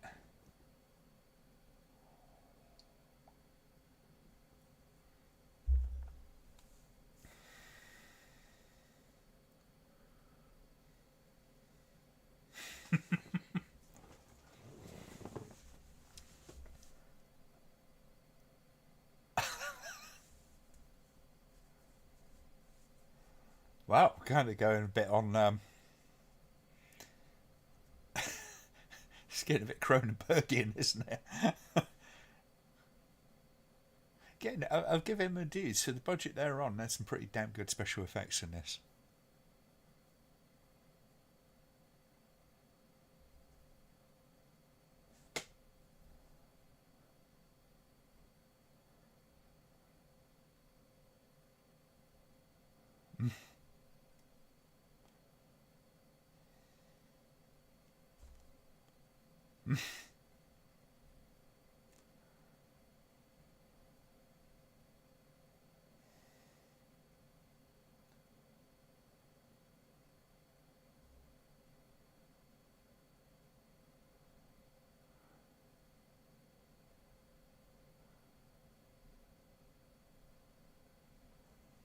Huh.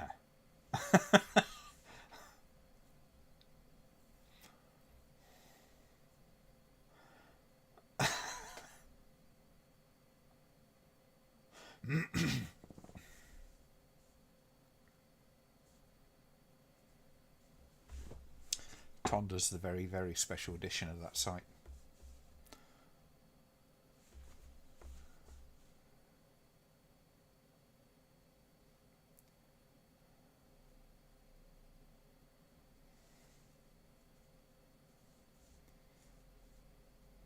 See, the way those cops came in, they were perfectly positioned to shoot whatever light they came across.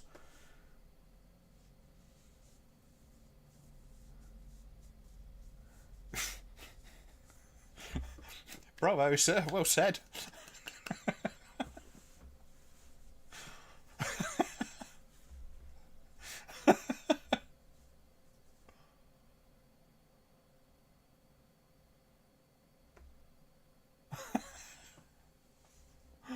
Oh, that was pretty entertaining.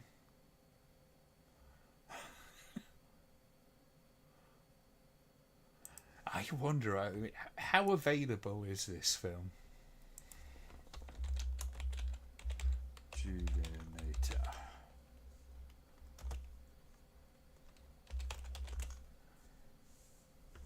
Is this even? Yeah, there is a DVD release. Doesn't look like it would be a particularly stunning version. It looks like.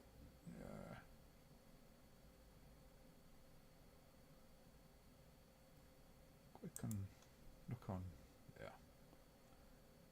Yeah, I don't think there's been an awful lot of love for this film, to say the least. But yeah, it's on a double bill with the nesting, and it looks like there's a lot of bootleg versions. Kind of getting the feeling that it's probably public domain. But seeing one of these posters, I actually kind of recognise the I recognise the film from back in the day. I just never saw it back then.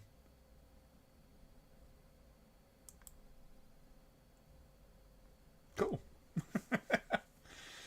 Well, that was pretty cool. Thank you for that, Kerry. So we're going to be watching, City of the Living Dead as the next one. So just going to take a couple of minutes break, and if everybody gets themselves queued up, we'll pretty much go straight into that in just a few minutes. So I will rejoin you in just probably about 30-40 seconds. But yeah, catch you in a moment.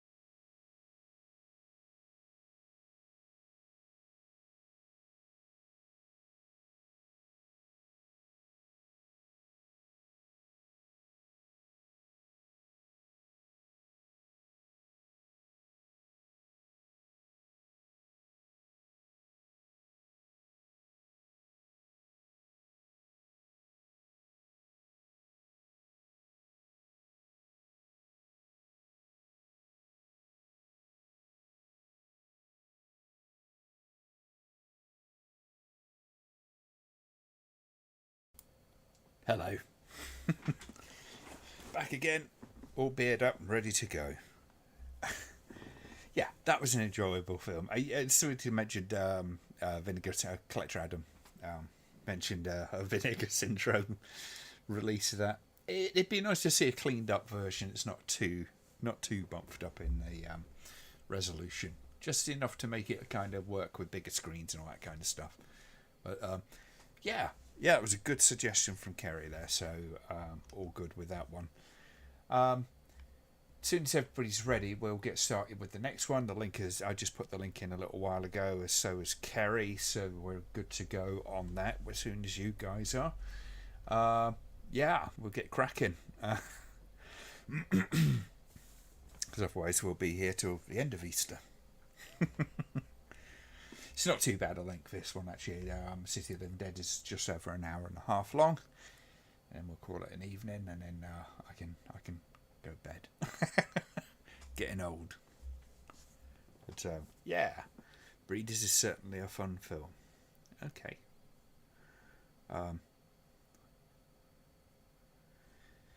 Yeah, the version on this one is not too bad. It's quite a decent quality one, and at least it will make sure that we all stay synced up if we go with that one. And I would recommend Crimes of the Future, but it's certainly one of those films that's it's worth exploring, probably as much on your own, at least for the first time, because it's I think it's safe to describe it as a bit boring. It's rather boring. It's very slow. It's very ponderous, but it is interesting as an early example of David Cronenberg's kind of directorial style and visual interests, and narrative kind of interests. On that front, it's definitely worth watching, but you'd have to persevere with it a bit. And it's not too long. It's only 62 minutes, I think it is, something like that. Okay, so start giving me a thumbs up when you're ready to go, folks, and we'll get cracking. Yeah. I'm looking forward to the new films that I've got coming along. I did watch Just Before Dawn the other day, another of the Jeff Lieberman films, and I picked up Satan's Little Helper, which is a little bit of an odd one. John says, I think Crimes in Stereo are really great. Stereo's one of my favourite Cronenberg films. I don't think I could describe either as my favourite Cronenberg films. They're not quite as accomplished, but they're interesting in that they show the sort of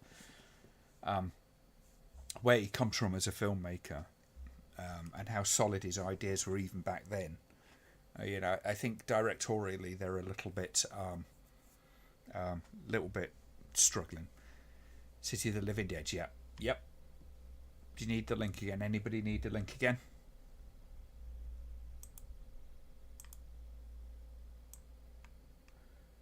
Just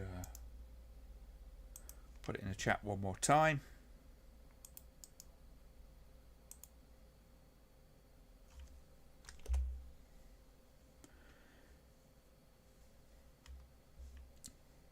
Would Crimes of the Future have benefited from some Pathé music in the background?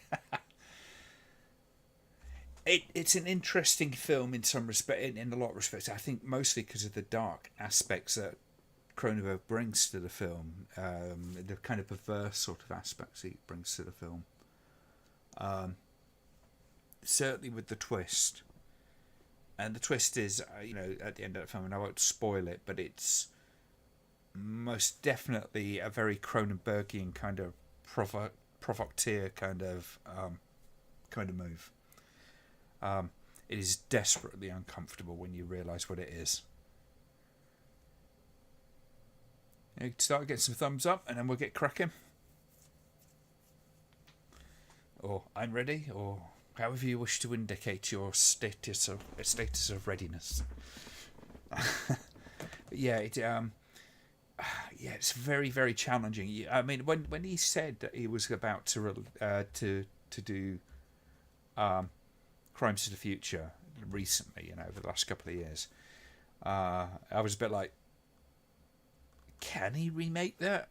because I think it's one of those that has such a taboo subject matter that it'd be very, very difficult to get away with these days. Ah, dear. No, you can't, Richard, and it's probably a good thing. Good to go. Okay, well, John's ready, so we're all going to go. So hold on to your nipples, folks. We're about to go. So on the count of 5, and I'll go and go. So 5, 4, 3, 2, 1, go.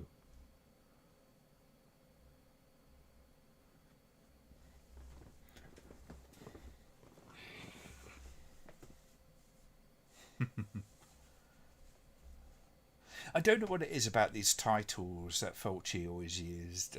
In fact, I mean, not just him, a whole bunch of Italian movies kind of use very similar, very basic font.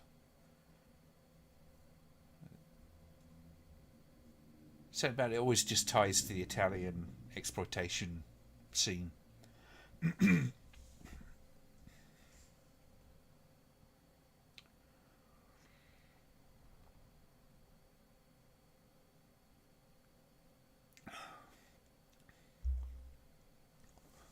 Oh Jesus! I just looked on the up next thumbnail on YouTube, and it's Night of the Living Dead extended version. This is the version that Russo fucked with. Now, John, I realise that you absolutely love Russo's stuff, but my God, that was a real abortion when he fucked with Night of the Living Dead. What the hell was he thinking? I think he was just trying to make a fast buck with it, to be honest with you.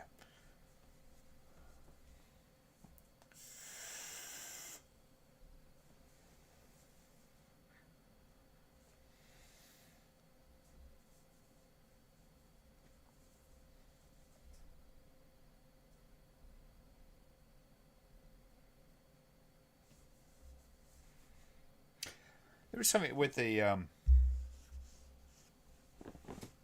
Gates of Hell trilogy, with the music and stuff like that. I mean, it's different from one piece to the other, but still kind of has that same sort of vibe. It's really that almost archetypal kind of video nasties kind of feel.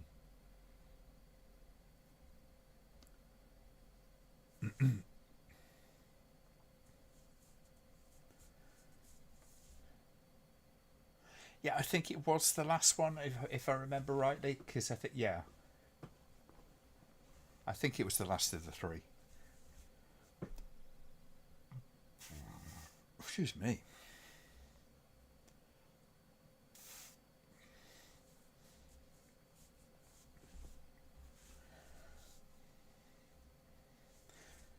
Catherine and McCall's recollections of working with Fulci is always interesting.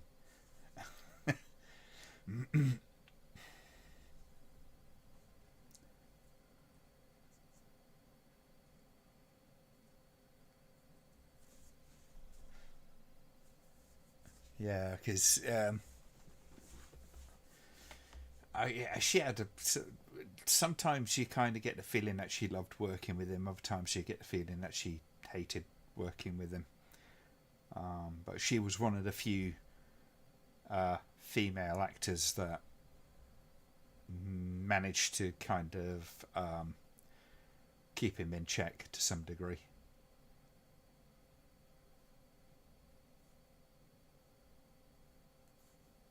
Interesting little montage there.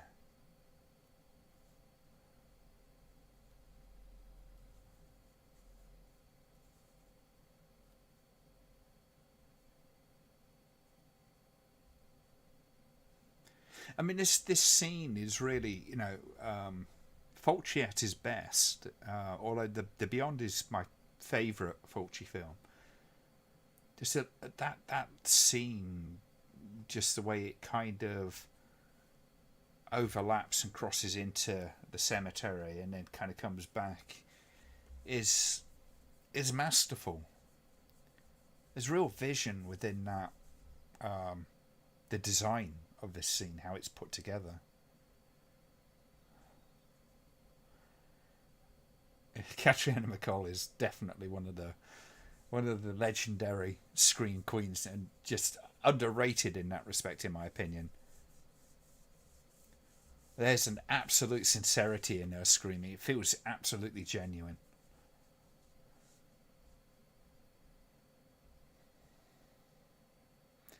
And it's quite a talent. Um, Funny enough, guys find it harder to scream in films than women, even when they're supposed to. It's like it's not a masculinity thing. But so many women can't do screaming.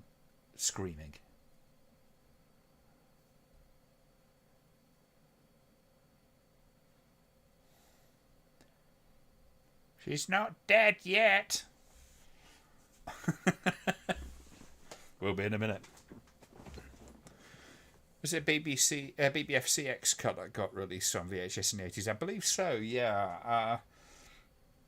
Vipco re-released it in like the 90s, I think it was.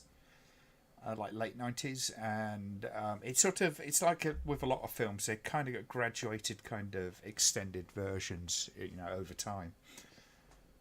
I mean, there were several cuts of Last House on the Left and things like that. Evil Dead had about 2 or 3 different cuts.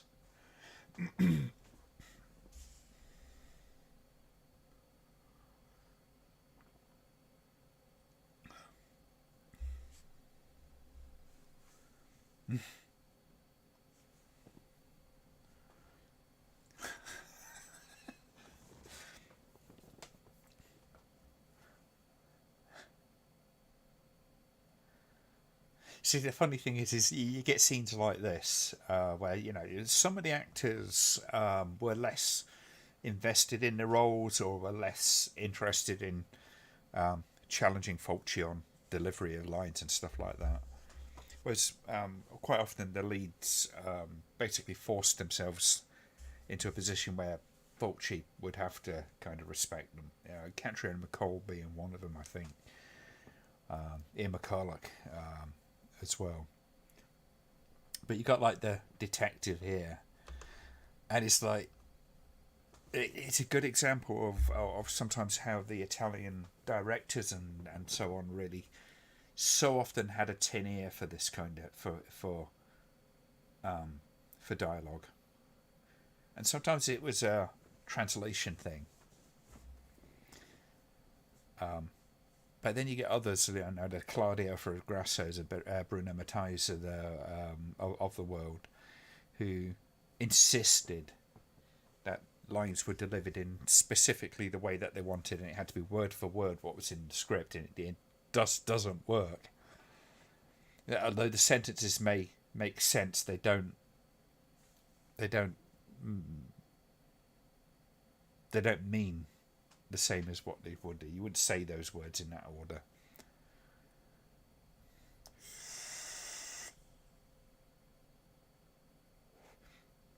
I'm not sure, Blue Iris. I would have to check that. Catriona MacColl owns this. Yeah, she's a fantastic actress.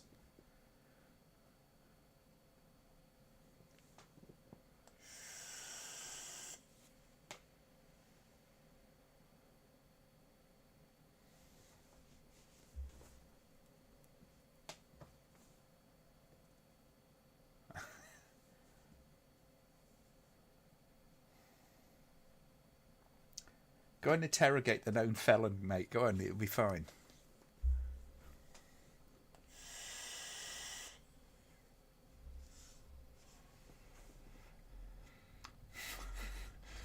Exposition.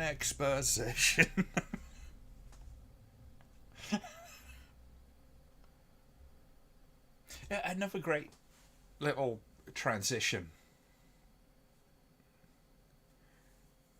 For all of the films that Fulci didn't really give that much of a shit about, and certainly I think he didn't really give that much of a crap about New York Ripper for one.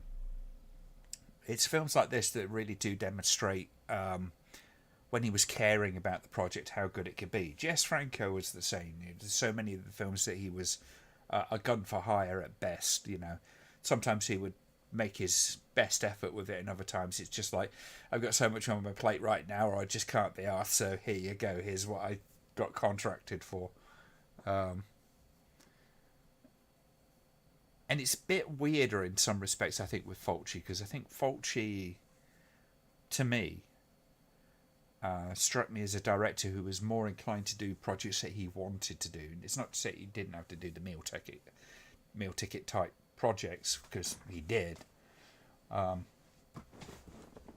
not often in the same way that Jess Franco did. You know, Jess Franco was making it for hardcore porn to knock off films that are being made in tandem with about 3 or 4 different other movies for Eurocine and stuff like that. And the weird thing is, it's like, you know, when you're talking Jess Franco and Eurocine, a lot of those films look great, you know, in terms of the quality of the film stock and all that kind of stuff. But because of the nature of them, the sort of treadmill kind of conveyor belt kind of nature of them, they ended up being pretty awful, because nobody had the time or the money to really kind of show the love. But a film like this, as gruesome as it is, you can see that Fulci is invested in it.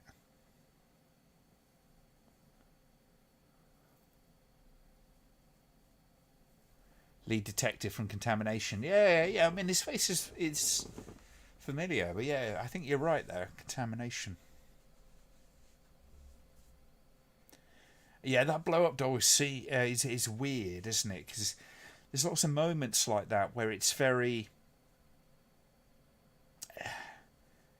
It's almost surreal. It doesn't feel natural. Nothing feels like it's... it's like it's in a heightened, weird world.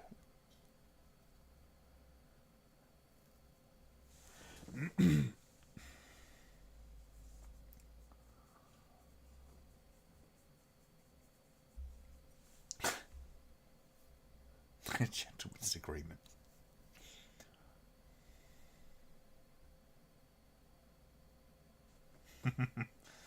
You're right, Kieran. You do what you want, mate. That's fine. Just so you know, we're on City of the Living Dead, and we are at 12 minutes and 5 seconds. That guy from House at the Edge of Park, I assume you mean Giovanni Lombardo Radice. And yes, one of my favourite Italian actors. It's not necessarily because he's like the greatest actor, but I always find him a very, at the very least, a very entertaining part of the film, and sometimes quite charmingly so. I always enjoy his performances.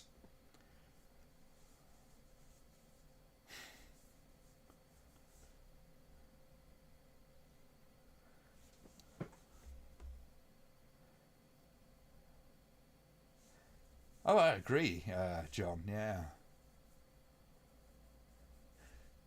it's very expeditious, isn't it? It's like kind of, yeah, you've got these kind of weird happenings.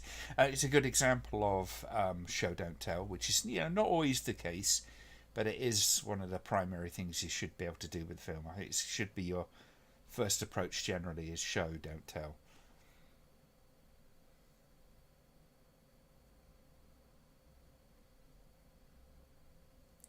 But then he goes and does this much more expositional dialogue straight after.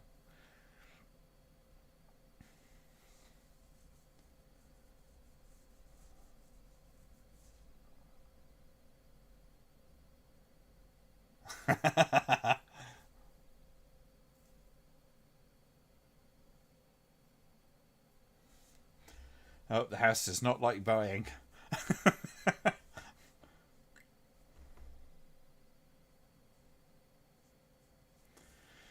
I love that little pan across the 3 guys. It goes like a bomb, bomb, bomb. It's like it's almost like these guys are fucked kind of thing. I love how it's going to really, really foggy outside. So this is clearly a set.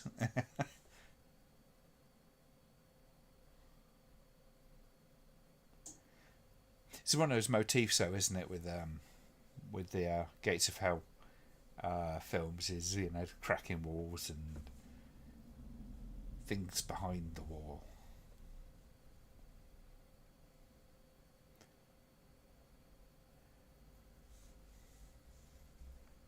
Yeah, Kieran, we're at 14 minutes 50 seconds, just coming up to 15 minutes.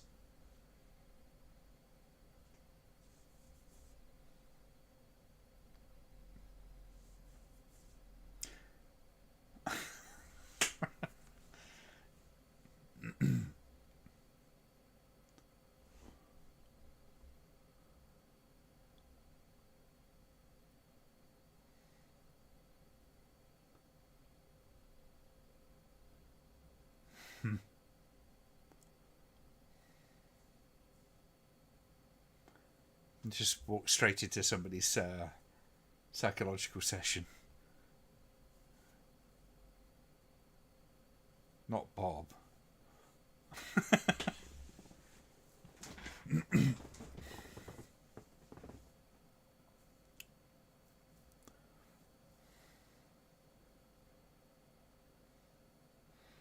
Seems terribly rude, doesn't it? It's like kind of just going to the doctor's office when he's treating a patient and carry on with your conversation. Yeah, don't mind me in your psychological crisis. I'm just going to chat to my boyfriend.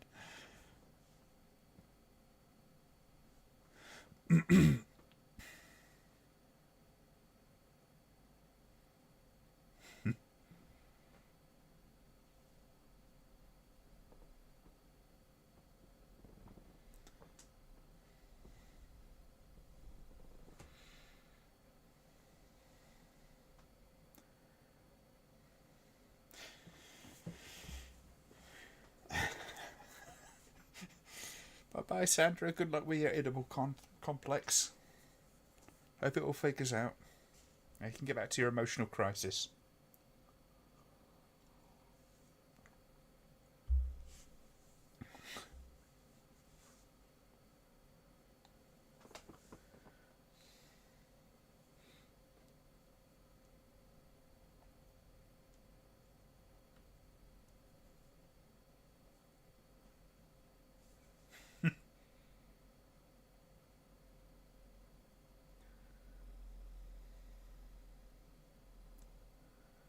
Nah, it's just a pussy.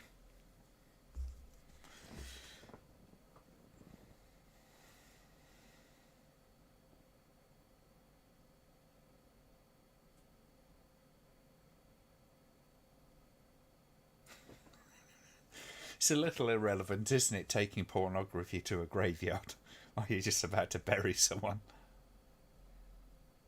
Well, exhume someone.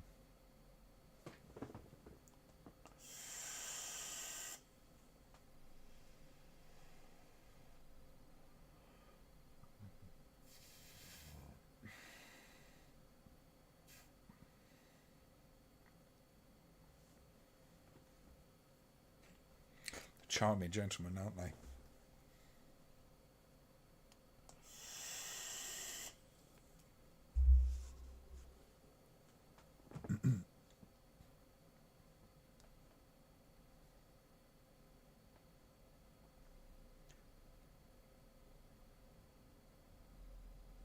See, it's very informal, isn't it, the way they're digging this body.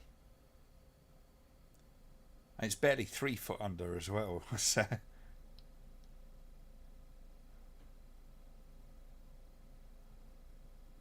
Yeah, guy out with Cannibal Holocaust, Perry Perkinen. He pops up all over the place, including I think it was in Cannibal Ferox when he was supposed to be on a keeping on the down low.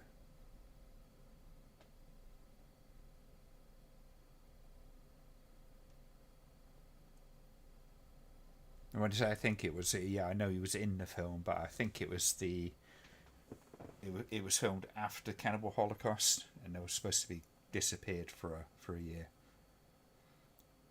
Part of Deodato's wonderfully kind of like thought out plan. Didn't at all backfire.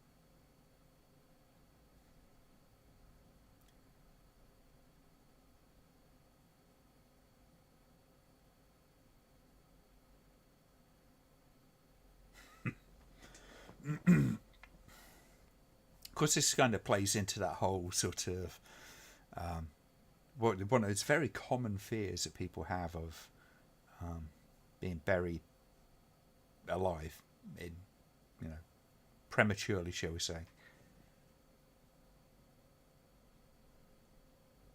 So it's immediately that kind of discomfort to this kind of scene, and it's beautifully shot. I mean, and these shots that they've got in this, and apparently the according to Catriona MacColl, the most uncomfortable bit was really in the kind of actual studio shots of in the grave, i.e. the ones where you see from inside the grave, and apparently not the bit where that we're about to see, which looks far more terrifying.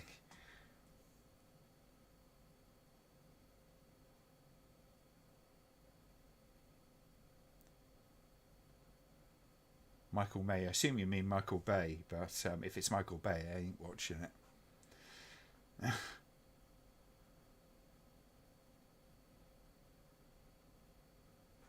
It's a very primordial kind of fear, isn't it? It's a very just visceral kind of. This is something that people have. Everyone's kind of thought about. What if they bury you too early? That kind of thing.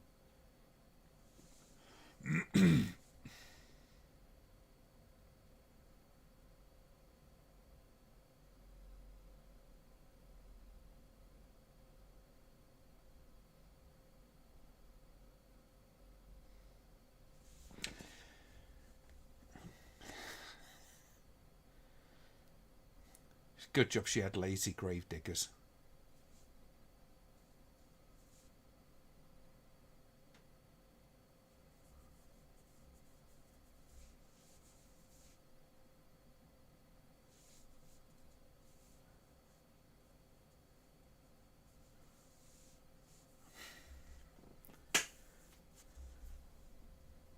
Interesting bit of sound design as well, isn't it? They've got the plane flying over, so it kind of masks the noise a bit.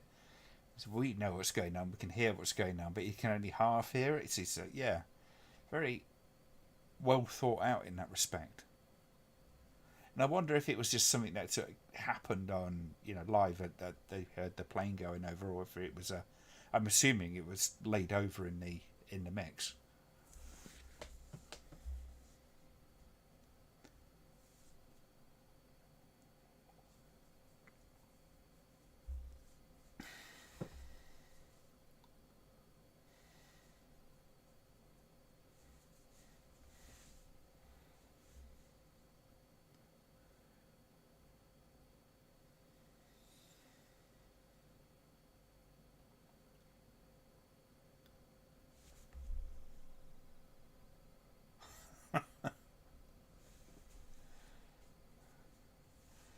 And what we're about to see is really one of those things that always makes me laugh with Fulci's and squirm at the same time with Fulci's filmmaking in this in this genre of his filmmaking. It's some of the weird decisions that people make. You kind of go, okay, yeah, she's apparently. I can tell she's alive in the coffin. So what am I going to do? I'm going to open it with a fucking pickaxe. Oh. There's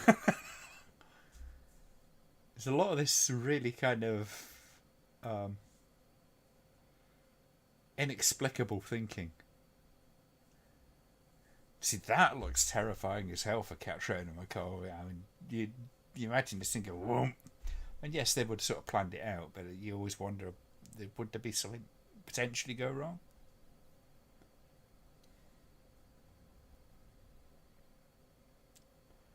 It's possible, Richard. He'd be watching films like this, so yeah. So the shots inside the coffin when the things come through, it's clearly kind of like the studio stuff. So it had just been obviously technicians above, and he had just been wailing out a coffin. But my God.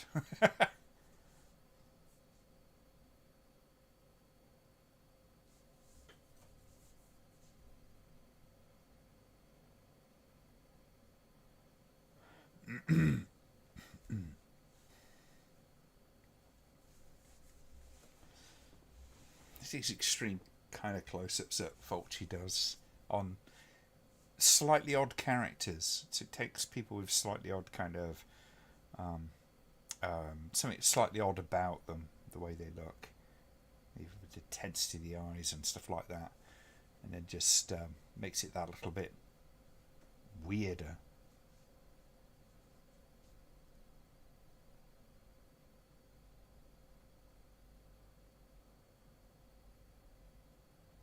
Oh, exactly. Yeah, he did that, and I mean, there's countless examples I think where he does that sort of near miss kind of stuff.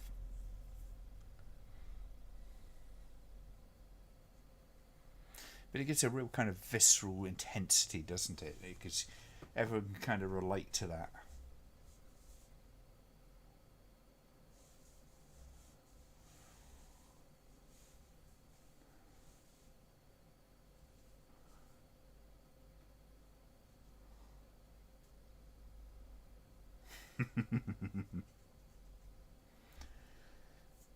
And it's weird, isn't it? You have that intensity of what she's saying, but it's all kind of just that bit sort of tweaked up, and it's partly um, with the voiceover work that's being done. Um, but everything about it is kind of like it's got those heightened tones to it. It's a little hysterical, but it's not so much that you can't accept it.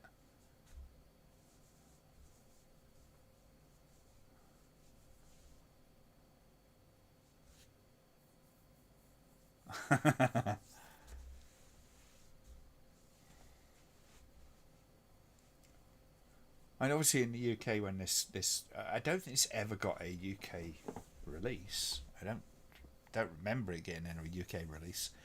Um, but when obviously the videos came out and that kind of stuff, so many of these films were around for a short while and then kind of disappeared um, rather rapidly as video shop owners suddenly started realising they were going to get arrested for this shit.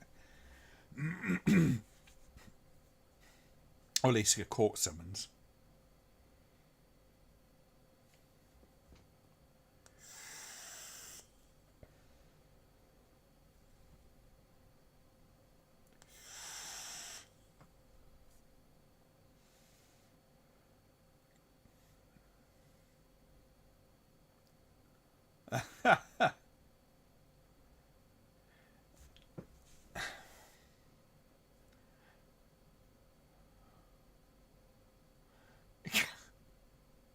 It's one of the things I've always found a little bit funny with Fulci in particular is he likes to smear goo in actresses' faces. Not that kind of goo, you filthy buggers. But just kind of like gory goo and worms and all that kind of crap. Just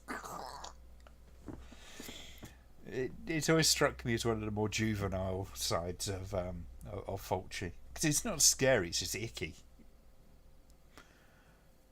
Definitely UK quad poster of City of the Living Dead. It must have been a very heavily cut version then, because that would have had to have gone through the BBFC.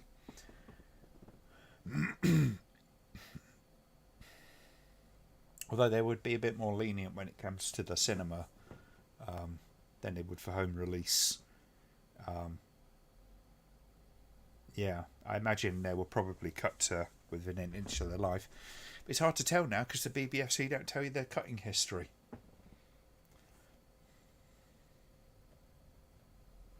Which I think is literally one of the worst things they've done since the 80s.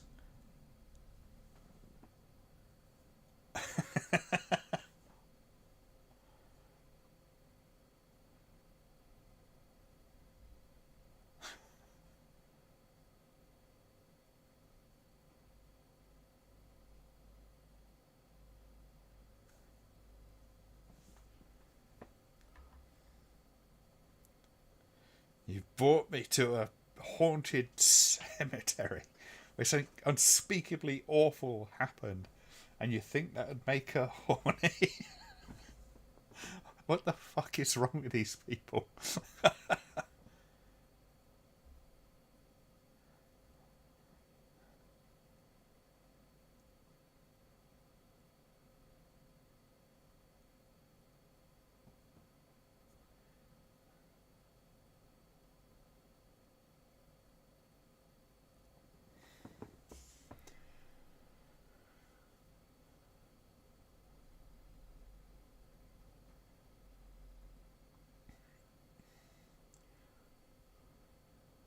So you got the bad guy from Demons here. I can't remember his actor's name, but the girl is one of the Fulci regulars and pretty much Lucio Fulci's whipping girl. He he put her through the mill, to say the least. But my God, the girl puts on a good act. Absolutely game for just about anything.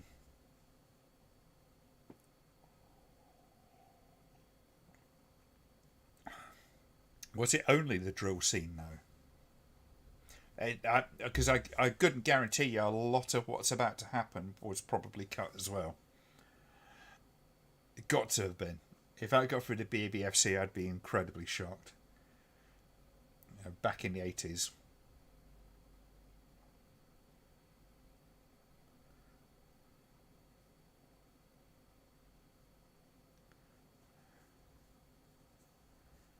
Ah.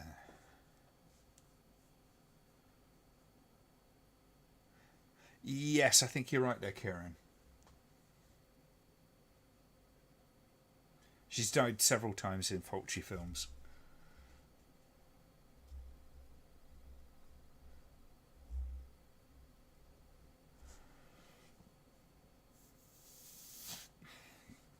Bear in mind, a lot of those shots of the guts and stuff coming out is actually the actress with a bunch of guts in her mouth going and just pushing them out.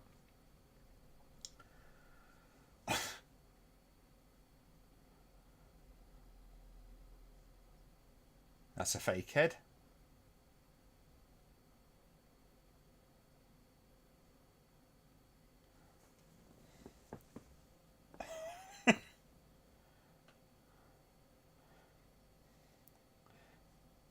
And another of the Fulci tropes of the very squishy skull and the brain grab. From the Fangoria shot of the scene, I always thought her guts spewed out rather than falling out. Basically, it's like she's being crushed from the waist up, isn't it? And it's like just forcing her digestive tract out. Although if you think about it, it goes in the wrong direction, because you would imagine it would just be a bit of trachea, then the stomach, and then lots of intestines, but it doesn't do that. It goes intestines, intestines, intestines, intestines, stomach. And that's not the way it would work. There's no way for that to happen. Yeah, fair play to her, yeah. A hell of a trooper. Probably ill-advisedly so, but...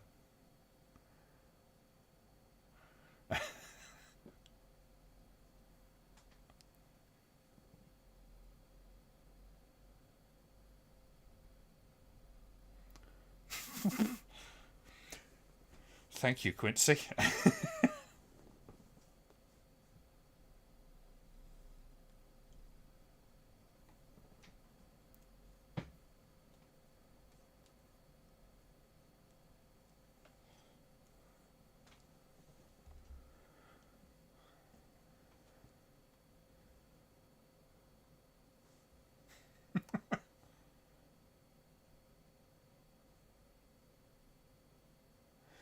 See, Fulci's always struck me as a fairly snappy actor. He always kind of looks the part.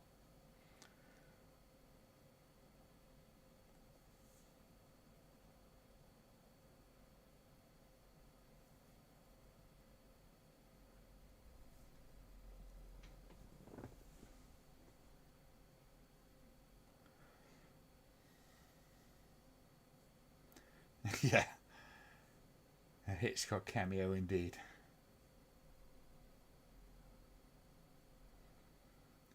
How did we miss this?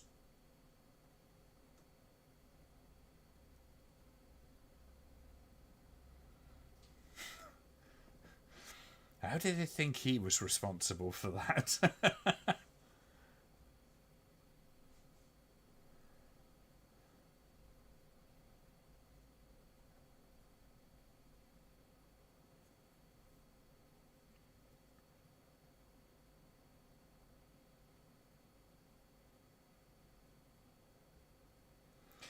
These two really do have a decent amount of chemistry, and not just in a kind of like, it's not like the sexual tension kind of thing. That's almost, you know, almost non-existent. But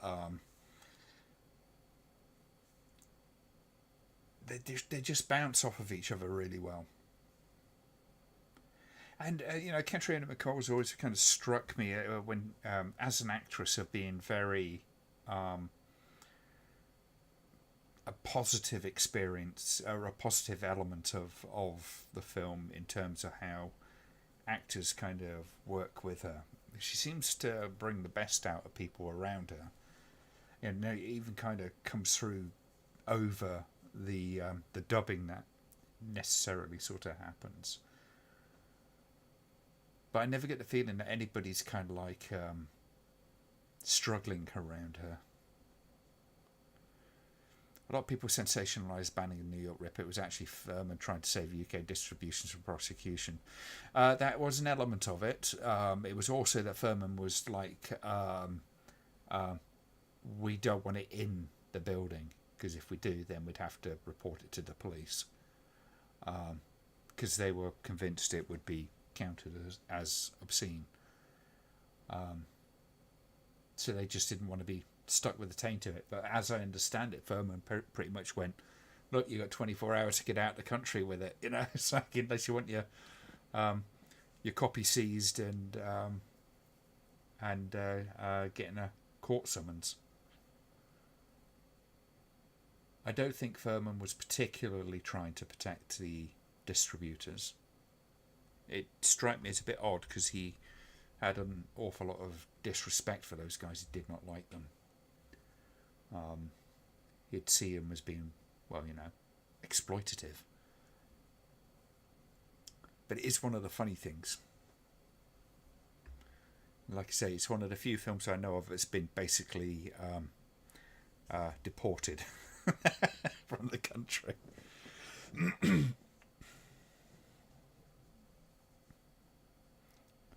I'll quickly grab a beer and I'll be right back.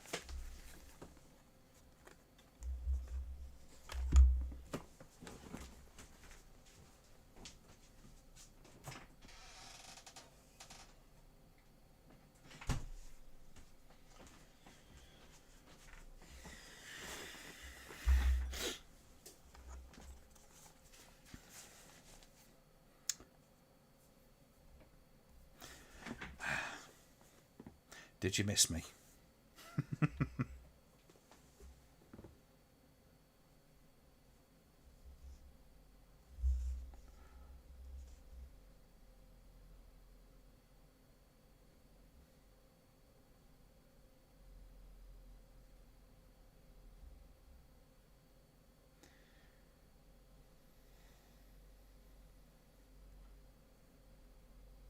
Was this film a nasty in the UK? Yes, it was.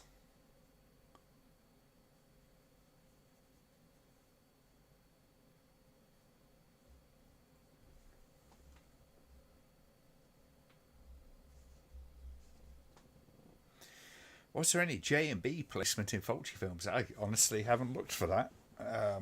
As far as I'm aware, but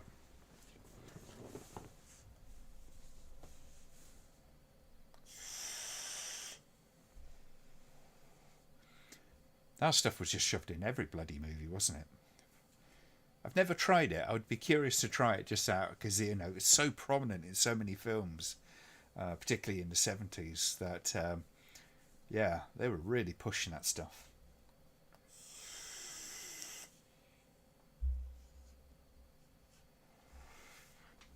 It's one of the things I find slightly comedic about this film is the amount of times that this guy just, you know, appears hanging. I made some breakaway nooses for a show at work just recently. I had to make 4. And then they had to get cut from the show. They were worried that it would upset someone. I still got one of them. I might bring it home and show you on the next stream.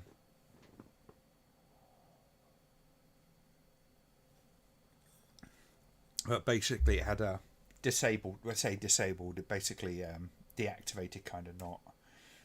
So it was secured, so it couldn't slip, but it also had a breakaway point that if anybody tugged on the thing, it wouldn't stick around their throat.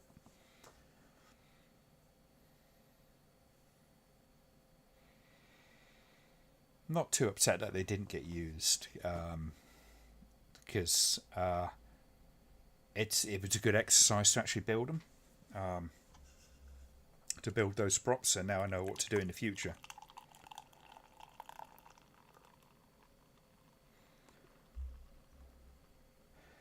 Started drinking J&B after you saw the thing.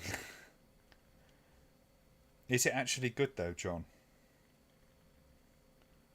Or is it bog standard? Because I imagine it's probably quite bog standard.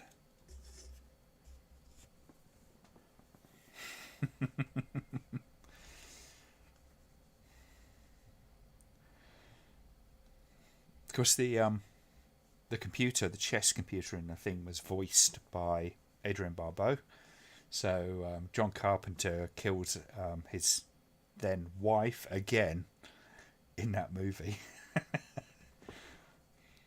When I did the video discussions with Barry, it was one of the things we joked about. It's like how many times John Carpenter killed Adrian Barbeau.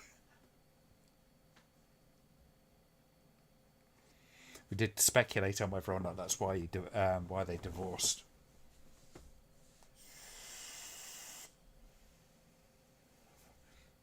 Am I back next week? Should be. Should be.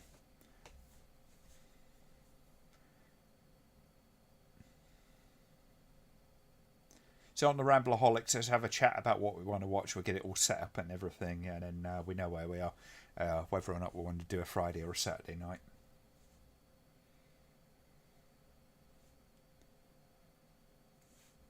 It's a bit like Red Label. Okay.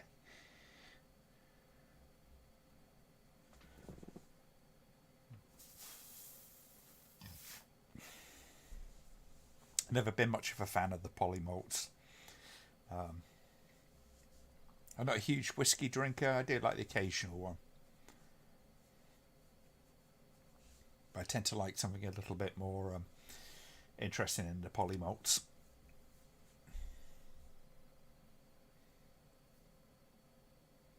You know what? I can't remember if she survived the fog. In my head she dies, but...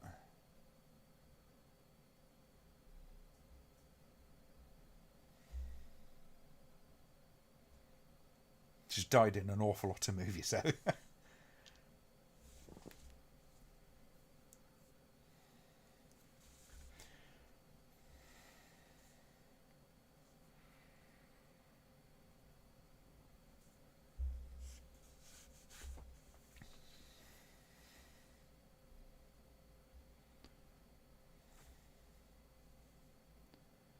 You're thinking of doing a stream some night? Yeah, do it.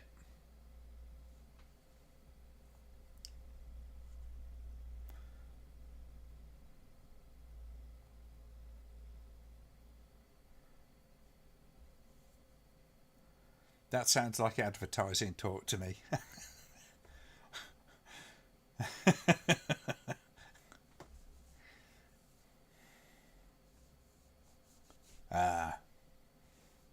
It's been a while since I've seen that film. I think I've only ever seen it once.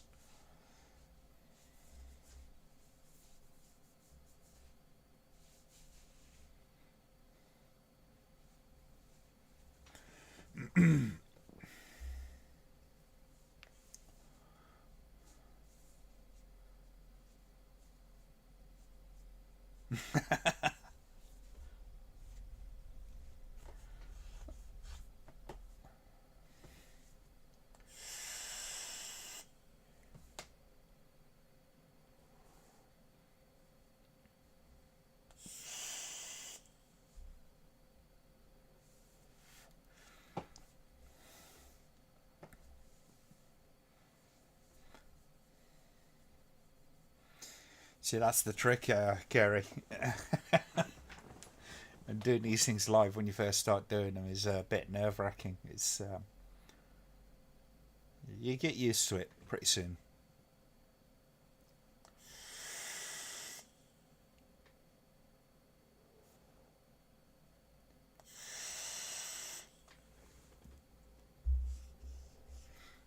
You could decide, whether you want to be on camera or not. People often do these things live with either images or kind of like an avatar or things like that, if that's the way you want to go. It's much harder to do that with your voice, obviously. Fortunately, I'd been kind of obviously narrating stuff for quite a few years before I started doing this live streaming stuff.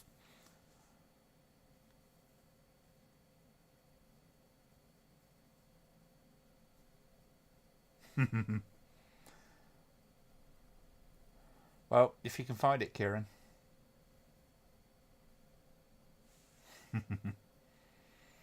Just occasionally the stereo kind of like kicks in.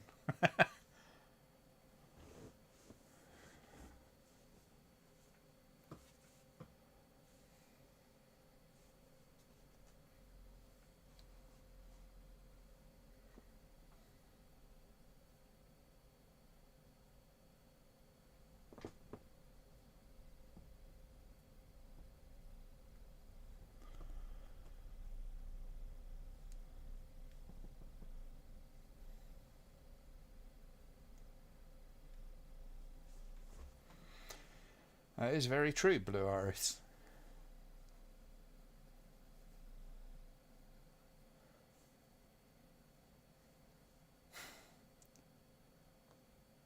But we'll have to do one of these at some point where it's just chatting again, to full-on Rambleholic. Gotta do that at some point.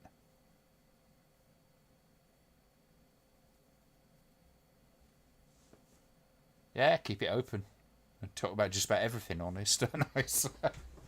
Much to the chagrin of some people. There you go. I look at these as being an extra thing. Not the sole purpose of the channel. As far as I'm still concerned, making the actual recorded stuff is the primary reason for the channel.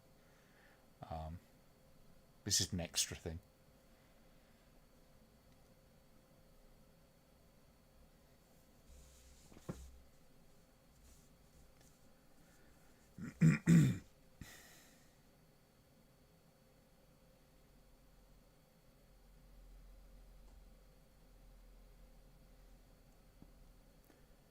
See, that's a beautiful shot.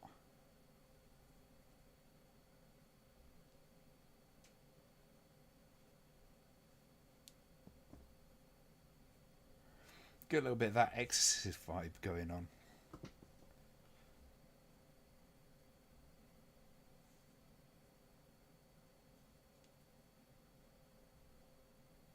Oh, no. YouTube strikes again, huh?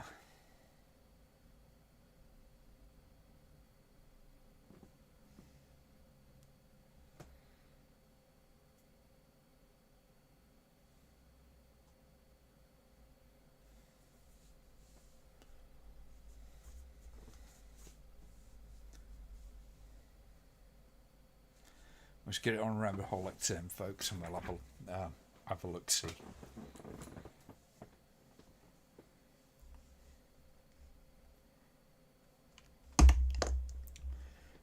Do you consider me a basket case? Well, that's not the preferred description.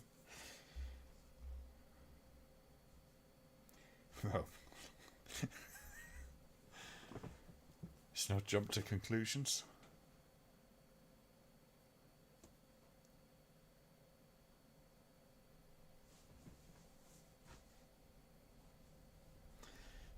Alright, I'll stop when I get halfway through the bottle.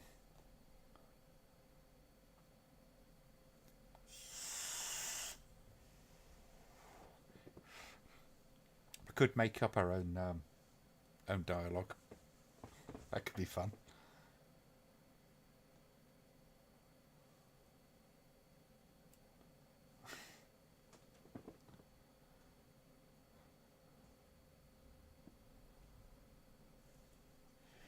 I love how the characters so unsure of her sanity that an actual dead body in the house is something she has to get double checked.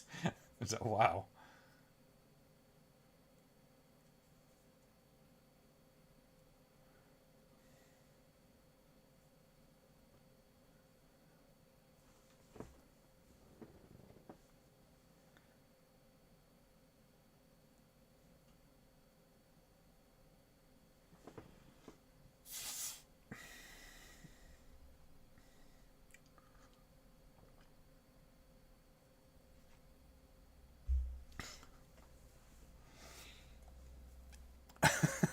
dub along.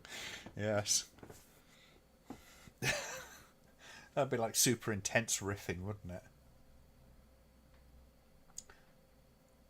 This is a good advertisement, isn't it? A gun and a big bottle of whiskey.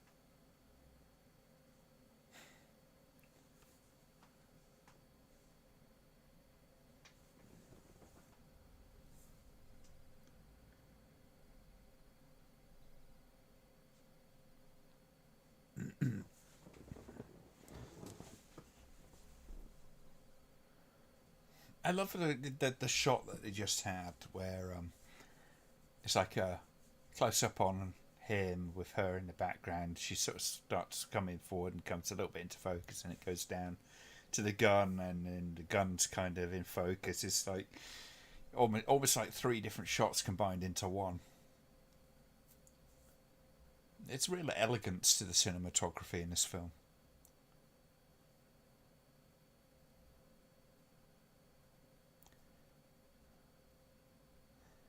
And it's still got all the kind of like the punctuation zooms.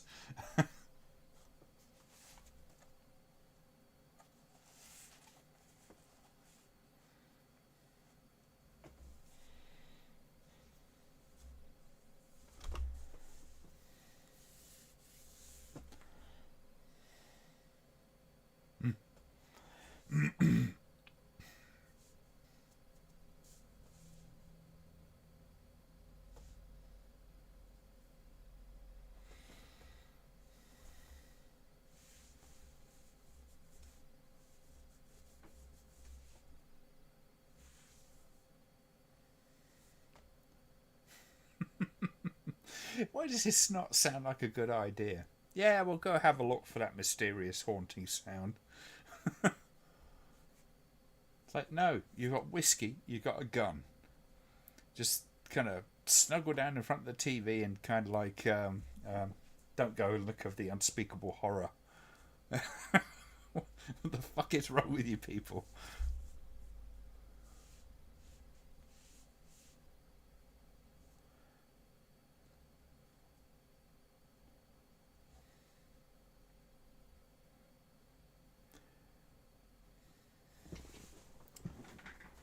So all we need to do now, Kerry, is find somebody who can live translate it into Korean, and we'll be good.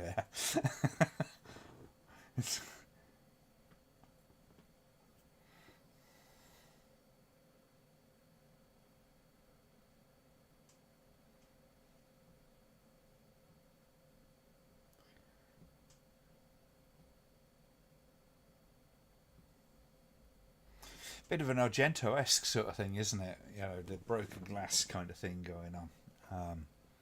And hell of an image.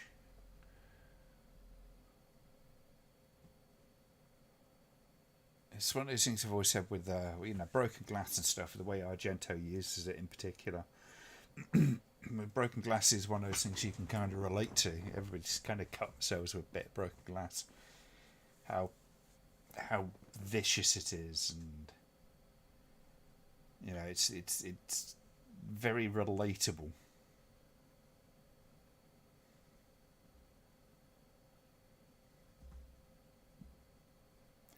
Powerful bulb in a room, yes.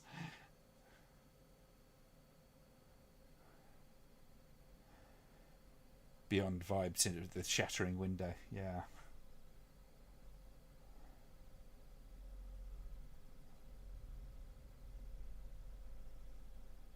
If you can dig through the landslide.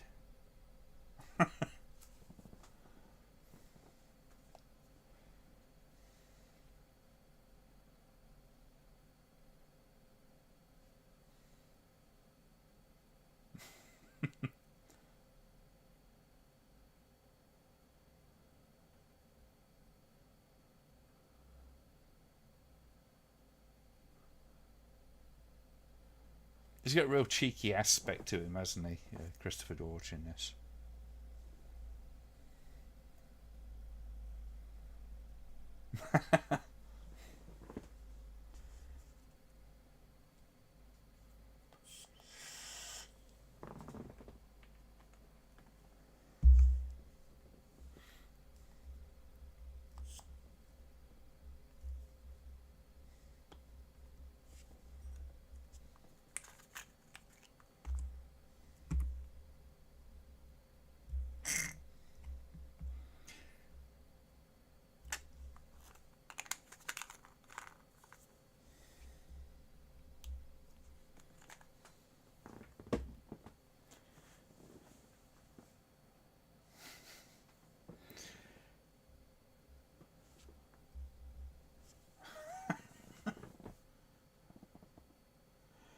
So it's one of the stranger scenes, isn't it, this one? Um, Again, it's one of those moments where, Fulci has these kind of almost hysteria kind of filled vibe going on. And definitely one of the iconic Nasty's death scenes.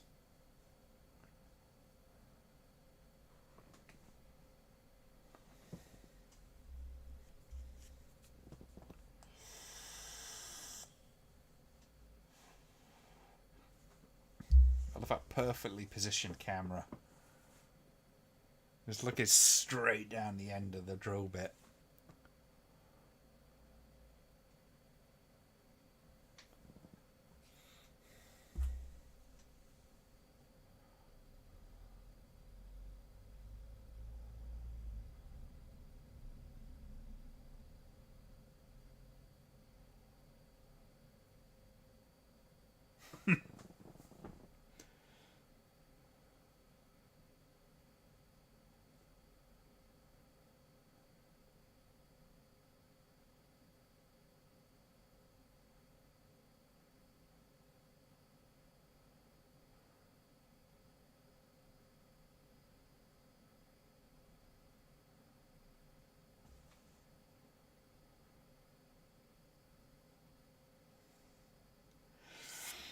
That's kind of brutal.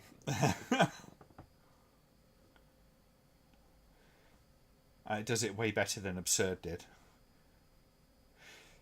But that to me doesn't look like a fatal one, because it's kind of almost like through the back of the jaw, as opposed to if it's there, coming out there, it'd be one thing, but it's sort of going through there and there. You're gonna get, it would, I mean, yeah, you could bleed to death and all, but yeah, gonna early start tomorrow. Grandson and his mum and dad coming down for Easter dinner. Need to prep and tidy up. Okay, take care, Kerry.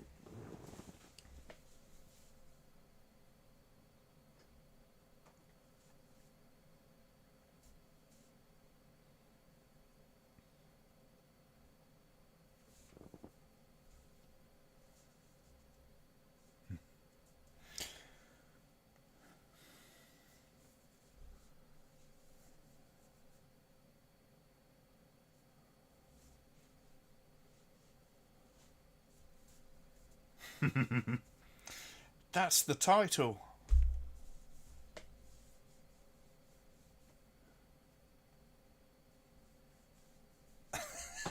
Something like that, Blue Iris. No, all I'm saying is basically that doesn't like an insta kill kind of thing. Yeah, it'd be incredibly painful and probably might kill you after a while. But yeah, I could be wrong, but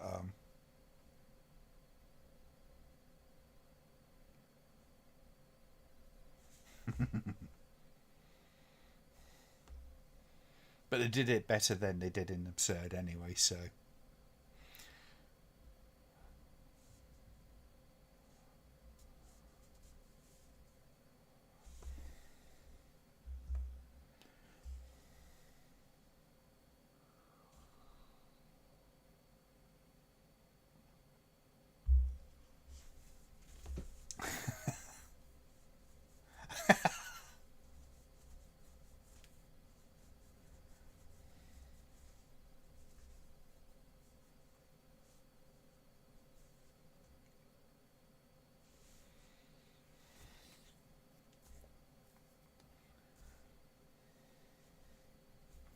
We did ask, but all he said was.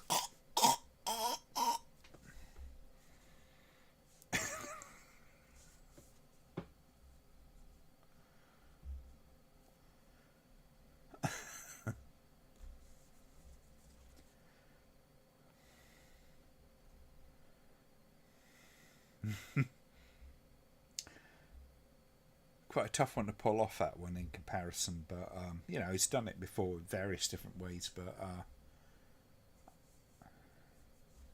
I mean, don't get me wrong, it's an incredible effect. It really does look effective. Apparently this was incredibly unpleasant. A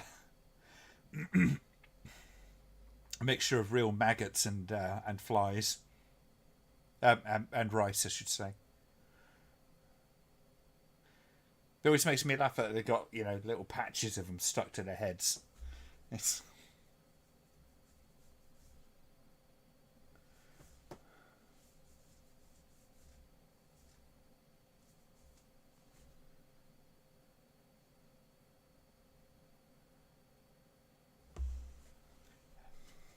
maps.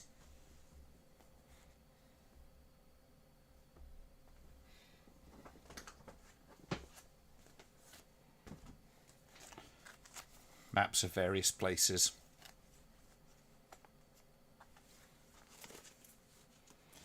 The Cambridge one, basically, it was left over as a prop from one of the shows. So, and the other book's just a book of walks in Cornwall, as that's where I'm hoping to do my holiday this year.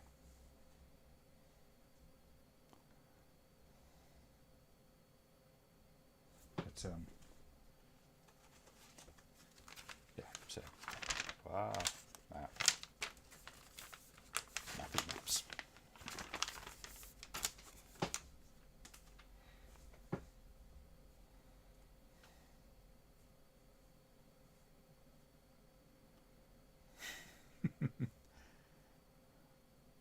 Yes.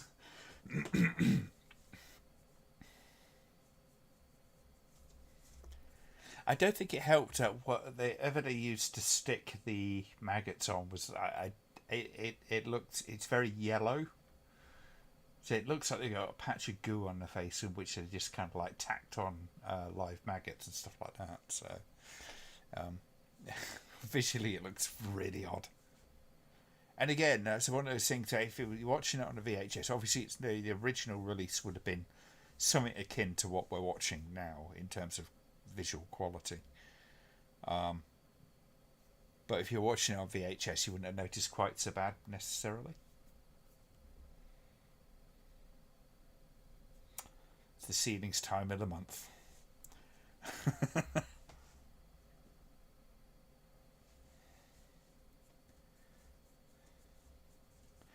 See, you could always tell back in those days that there was going to be a Fulci movie made because the production, industrial production of wind machines would go up prior to the film being made.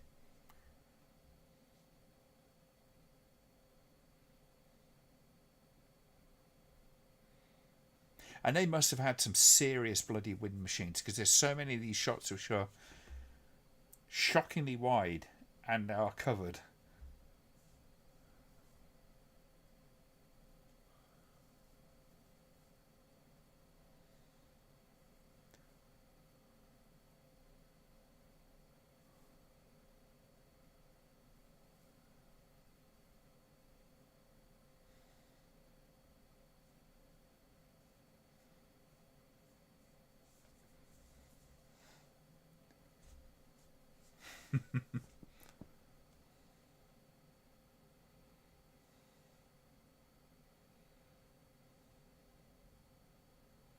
See, I don't know if I only had one or two. There's always a couple of bits. When I watch these scenes, I'm always like kind of looking for the bits where the wind machines aren't covering, because I'm a dick like that. But have they got the wind from zombie flesh eaters? Yeah, I think they must have two. Probably a couple of really big wind machines, and soddy great smoke machines as well. And I'd guarantee that the smoke that they've got in this will be like cracked oil, which is not the most pleasant thing to be around. But it's the sort of smoke machine that gets used in like stadiums and things like that, because it has a tendency to be very persistent, especially outside. You want something. If you've got like glycol, which is the stuff that's mostly used these days, it's not as persistent in the outdoors or big areas. It tends to dissipate and just go. Whereas cracked oil is a lot more resistant to dissipating. But that's my monologue on smoke machine, ladies and gentlemen. See, this is glycol. So this is what most... basically, the liquid that makes this stuff up is the same sort of stuff that you would have in a theatrical smoke machine these days. So you get a...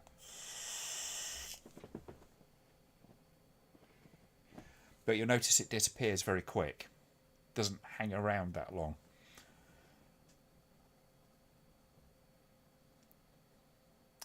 Cracked oil is very, very, very much more persistent.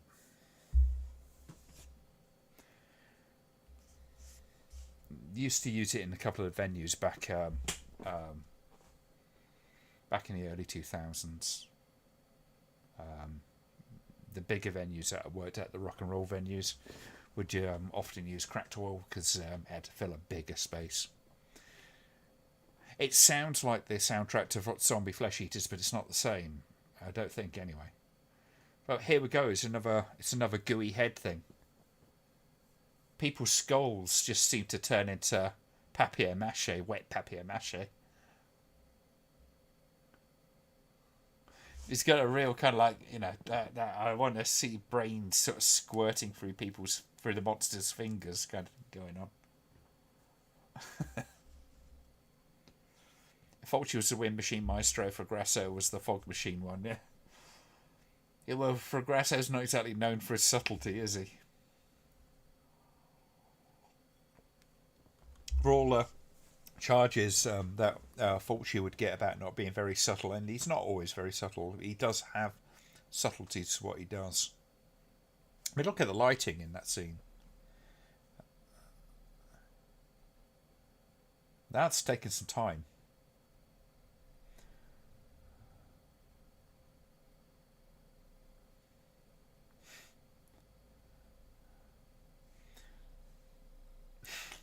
So it's kind of really leering sort of widescreen close-ups, wide-angle kind of close-ups that they have on the zombies in Fulci's films, or monsters in general in Fulci's films, is always another one of those motifs that kind of comes around, because that really sort of woozy kind of feel. But when I had my camera out earlier, I've got that. I've got a wide angle lens for that. It's got like about a 90 odd degree angle to it, and it gives you really weird results sometimes.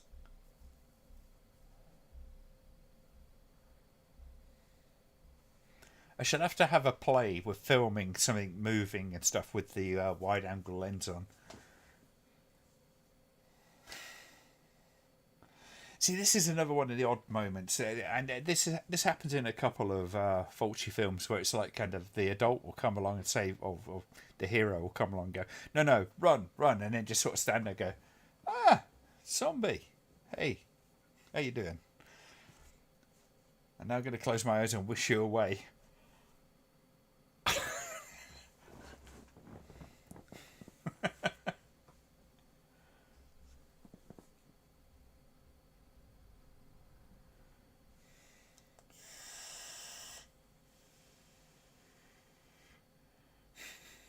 Yeah, real problem with Batzera and Shikiran.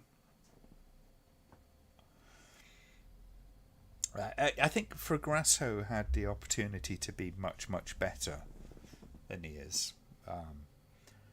As far as I'm aware, Batzella never really got the kind of budgets that that Fragrasso got. And not to say that Fragrasso got like kind of sky high budgets, but he got better equipment and better budgets, I'm pretty sure, than he ever got. So yeah, lenses are so expensive. Yes, they are. Let's grab the. Where did I put it? Oh, it's over there. Back in a second.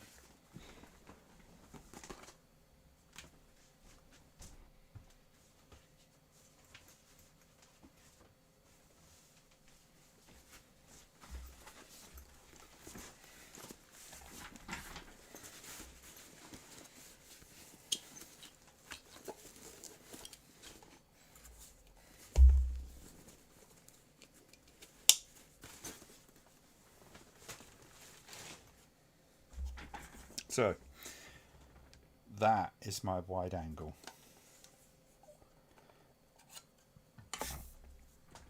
You see how how curved the lens is.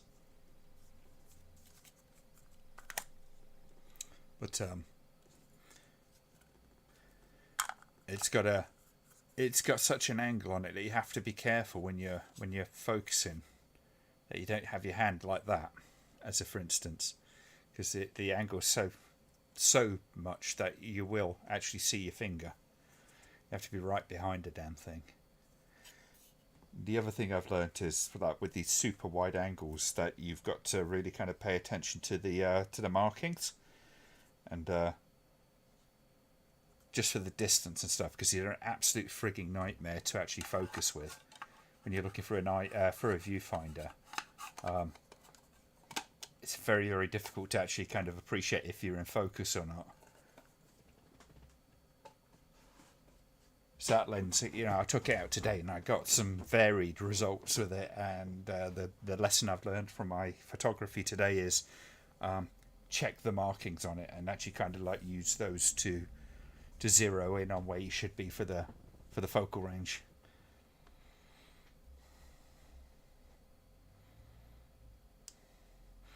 Yeah, it is a fisheye lens, John. So yeah, it has that really kind of distorted kind of feel. But it's something, like I say, it's at least a 90 degree. It might even be a little bit more.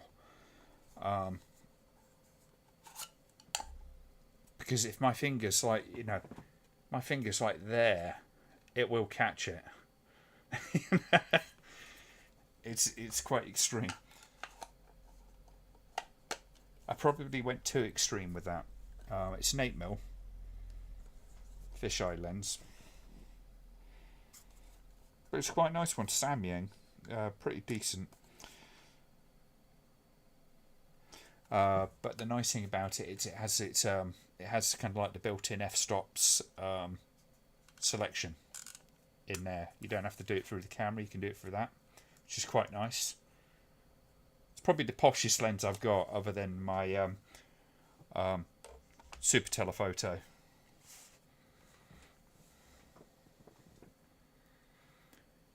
It's worth investing in a couple of lenses as you go around Blue Iris.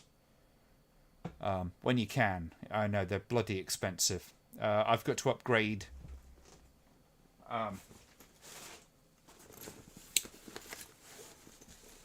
So I've got two Canon, regular Canon lenses. So that's the 1855. I've got the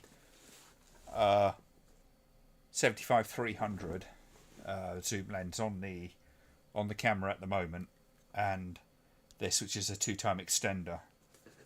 So plus my super telephoto, which I think I've shown before.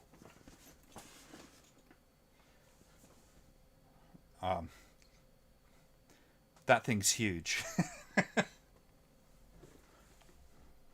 But all these kind of things, although I'm sort of working with stills photography and stuff like that, all like those things are the same as what these guys are doing, really. There's subtle differences between kind of like cinema lenses and regular kind of stills lenses, but it's essentially the same thing anyway, because you're just doing photography.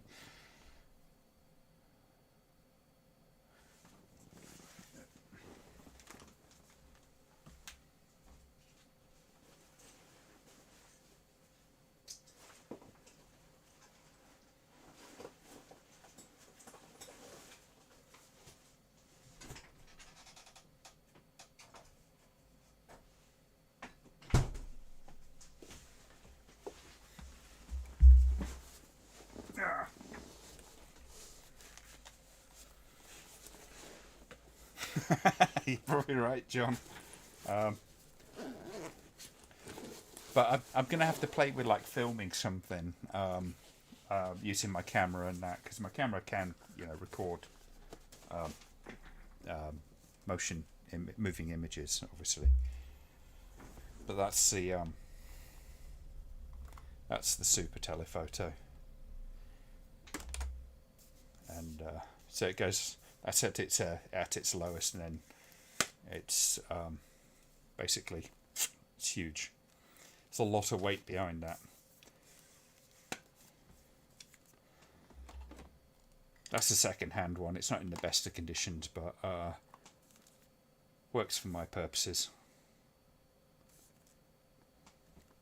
Cost enough though. That was 650 quid for that one. It's more than the camera that I actually attach it to. That one was about 300, I think, if I remember rightly.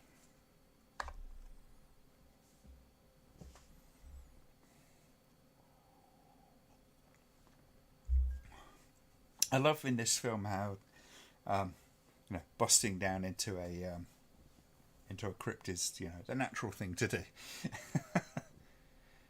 But it doesn't feel outrageous within the film. No, Catriona McCall's just beautiful. She's just got those really kind of alluring eyes, just very classy looking woman.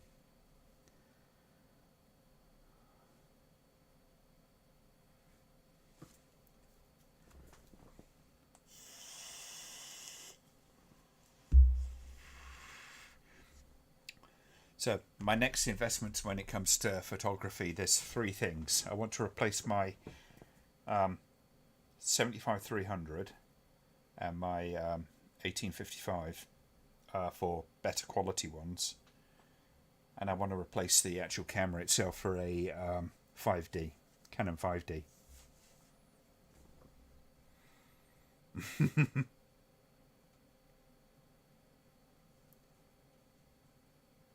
The thing is now, Adam, yes, they are expensive, but they hold value quite well if you look after them, especially if you keep the boxes. If you ever buy cameras and camera lenses, keep the boxes. It might seem like it's kind of taking up room on the shelf. If you want to trade in and kind of trade up, that kind of thing, having the boxes is very important, as is making sure these things are in good condition. So don't just throw them into a bag, kind of thing. Because I could sell that for damn nigh on brand new sort of price, because it's got very little wear and tear and it's not damaged and that kind of stuff.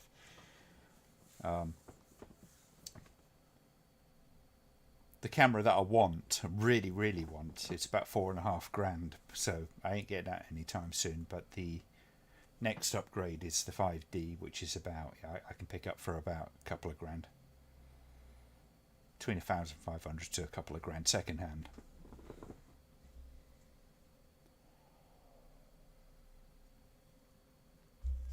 But when I do that, I can trade in some stuff to do it.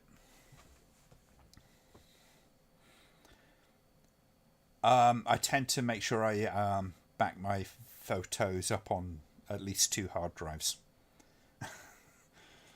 I'm going to get another external at some point, maybe an 8 terabyte or something like that, or a 12 terabyte hard drive, and basically just have that literally just for once a month. I'll go in and kind of just move stuff onto it.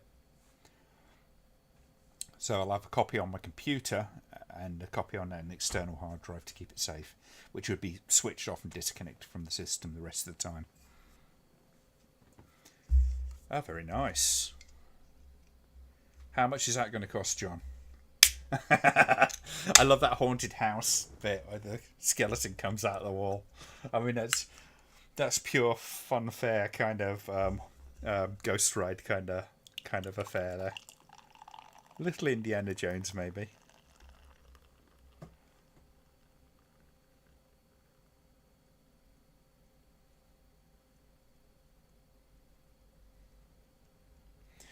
Well, it's like with the lenses to my telescope and stuff like that. I mean, yeah, I've got like a hard case, basically like a Pelly case for storing those, because those are stupidly expensive as well.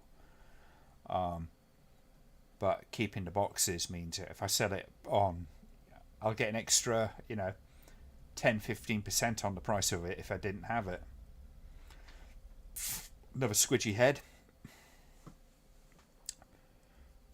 Very, very thin, soft skulls in this film.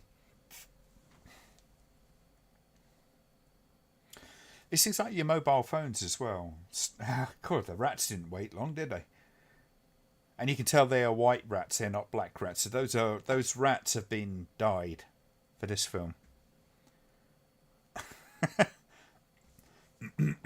Happens a lot, actually. Black rats are becoming somewhat rarer these days.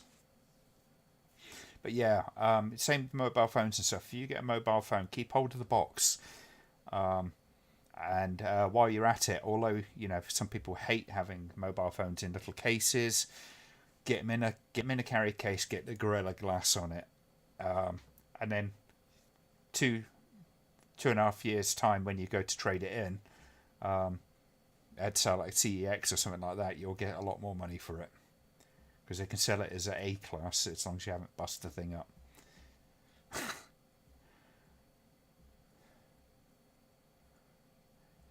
Yeah, I know. That's the thing, isn't it? That character does feel like he should have been, one of the last men standing kind of thing. He's the Ian McCulloch character as far as you're concerned in this. And this guy feels like the secondary. All of a sudden, he gets his promotion, to primary male. And Katrina McCall really kind of takes him very fast, it has to be said. Lucky bastard.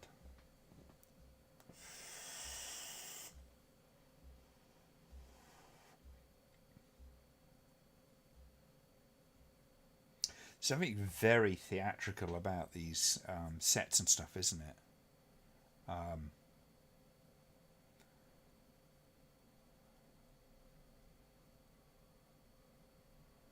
It's they're quite intricate, and the lighting is very, very theatrical as well. But I love that in a film. I love it when the lighting is kind of used in this sort of extreme kind of way. It's the same sort of thing I do with my theatre lighting. Bold, vibrant colours, very directional as much as possible. Backlight used judiciously in very, very specific ways. But I love the contrast of dark and light when you get these kind of scenes done. Better than dyed guinea pigs, absolutely. Or as with Gestapo's last orgy, it was gerbils. Who thought gerbils, even dyed gerbils, would look like rats?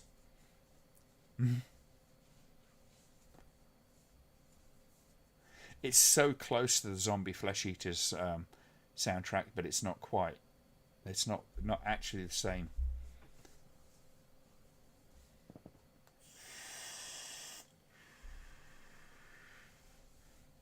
Yeah, it's like I say, they're very theatrical. Nothing about it feels realistic as such. It's very evocative. I mean, just look at the lighting on that scene with the zombie type kind of. They're coming up. They're getting up off their feet, and they're almost entirely backlit.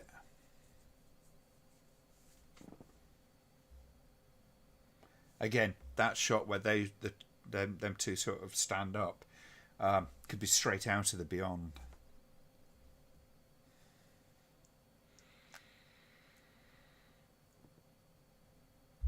It'd be very tempting to. Actually, you know what? Say he's plagiarising himself to an extent, yes, but so's Fulci. It's one of the nice things, actually. What I was about to say was, between the three films, there are commonalities. So there is a cohesiveness between the films, even though they are disparate in terms of what stories are. They're completely separate stories. There's that thematic kind of thing, which is sort of the signature of the soundtrack and the way they're lit and the kinds of sets that are sort of happen. Even the structure of the film, to a great extent, with this sort of apocalyptic kind of finales.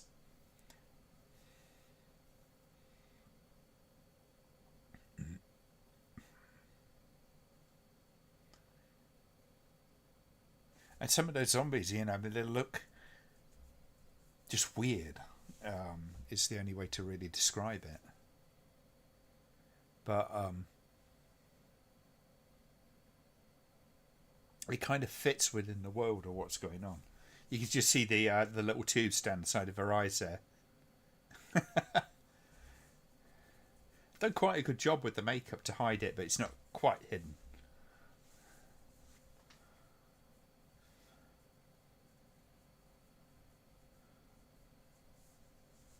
Oh, that was unfortunate. That's the one effect that really didn't kind of work for me.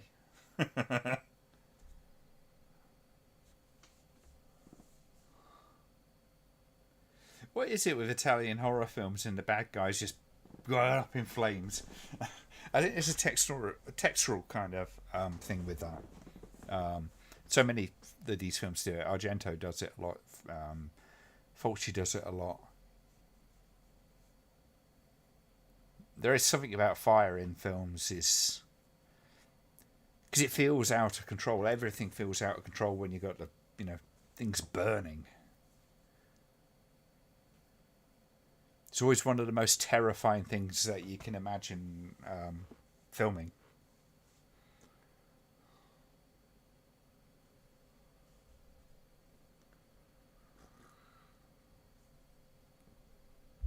I agree, John.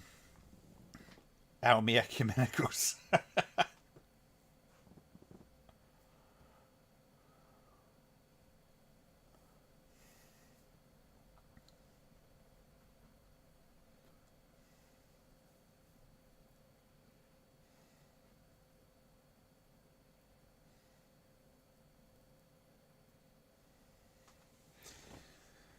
Fire in any kind of production is always a very concerning thing, generally speaking. If you're not concerned about it, then you shouldn't be doing it, to put it that way.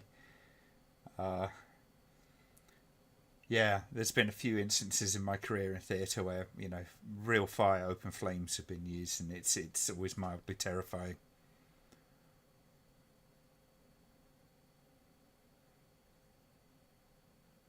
Hmm.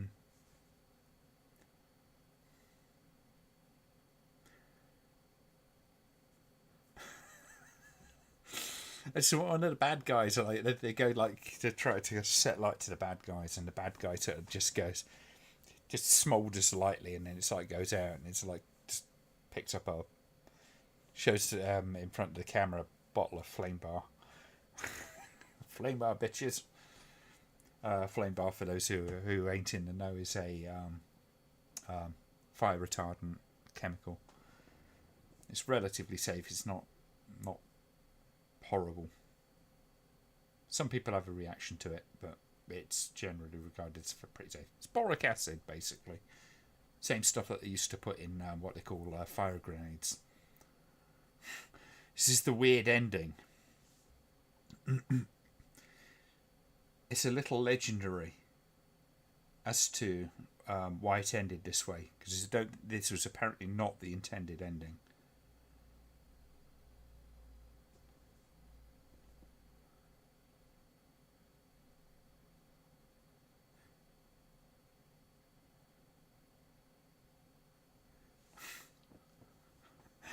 It's a famously nonsensical ending. One of the things that is speculated on and has been put out there is that the original ending was destroyed because either somebody mishandled it or somebody deliberately destroyed it because they were pissed off at Fulci.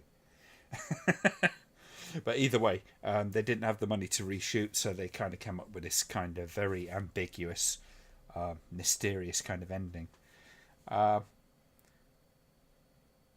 Which you'd have to take a very specific kind of angle on the film for it to actually kind of make any sense. So my general advice is don't necessarily take it at face value, because I think you have to be a little bit generous. So the end of this film was lost due to damages, what I've heard. Does the script still exist? I don't know if the script exists still for it. Fulci was always a bit kind of all over the place. Anybody who you've asked, who was involved with the film, has always been a little bit kind of mysterious about it. I'm going to put my headset down there. There we go. Let's take that off. That's nice. Alright, so yeah, you essentially this is kind of how they've done it. I mean, I kind of get the feeling that the chances were that they got to a point where they were supposed to be filming it and they just ran out of money to do what they wanted to do. Whether the original footage was destroyed or not, I think is kind of a moot point. I think because if it was that crucial, they would have just gone, yeah, okay, let's work around it. But I suspect it was probably just either Fulci's mistake, he didn't get the footage he wanted, or something happened to the footage that they had and they just couldn't get around to kind of like doing it the way they wanted. I mean, it could even really, knowing Fulci, it could have been just exactly what he wanted, and it didn't work out quite how he wanted, so he decided to blame someone else. Fulci was a little bit like that sometimes. But it's an interesting film nonetheless, and actually, the weirder, mysterious ending kind of fits with something like The Beyond. There's always questions, what is, the final fate, all that kind of stuff. But yeah, okay, I'm going to call it an evening now. So thank you very much. We should be back next week. I've got a pretty reasonable week next week, so it's not. I don't even go back until kind of late into the building till about Thursday, because I've got to spend a day editing, finishing off an editing project, and I can only really do that at home. So that's my plans for the Wednesday. And there's not supposed to be too many students around. Hopefully, it shouldn't be too disruptive.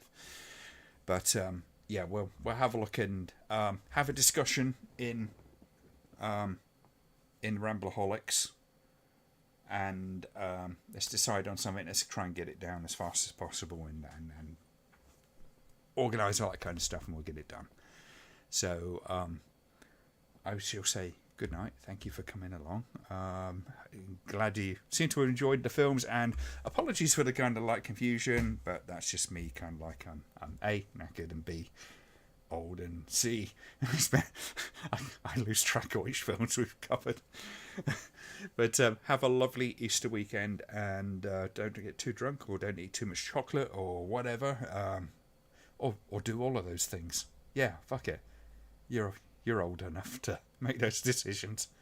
Have a great time, regardless, and we'll see you next week, hopefully.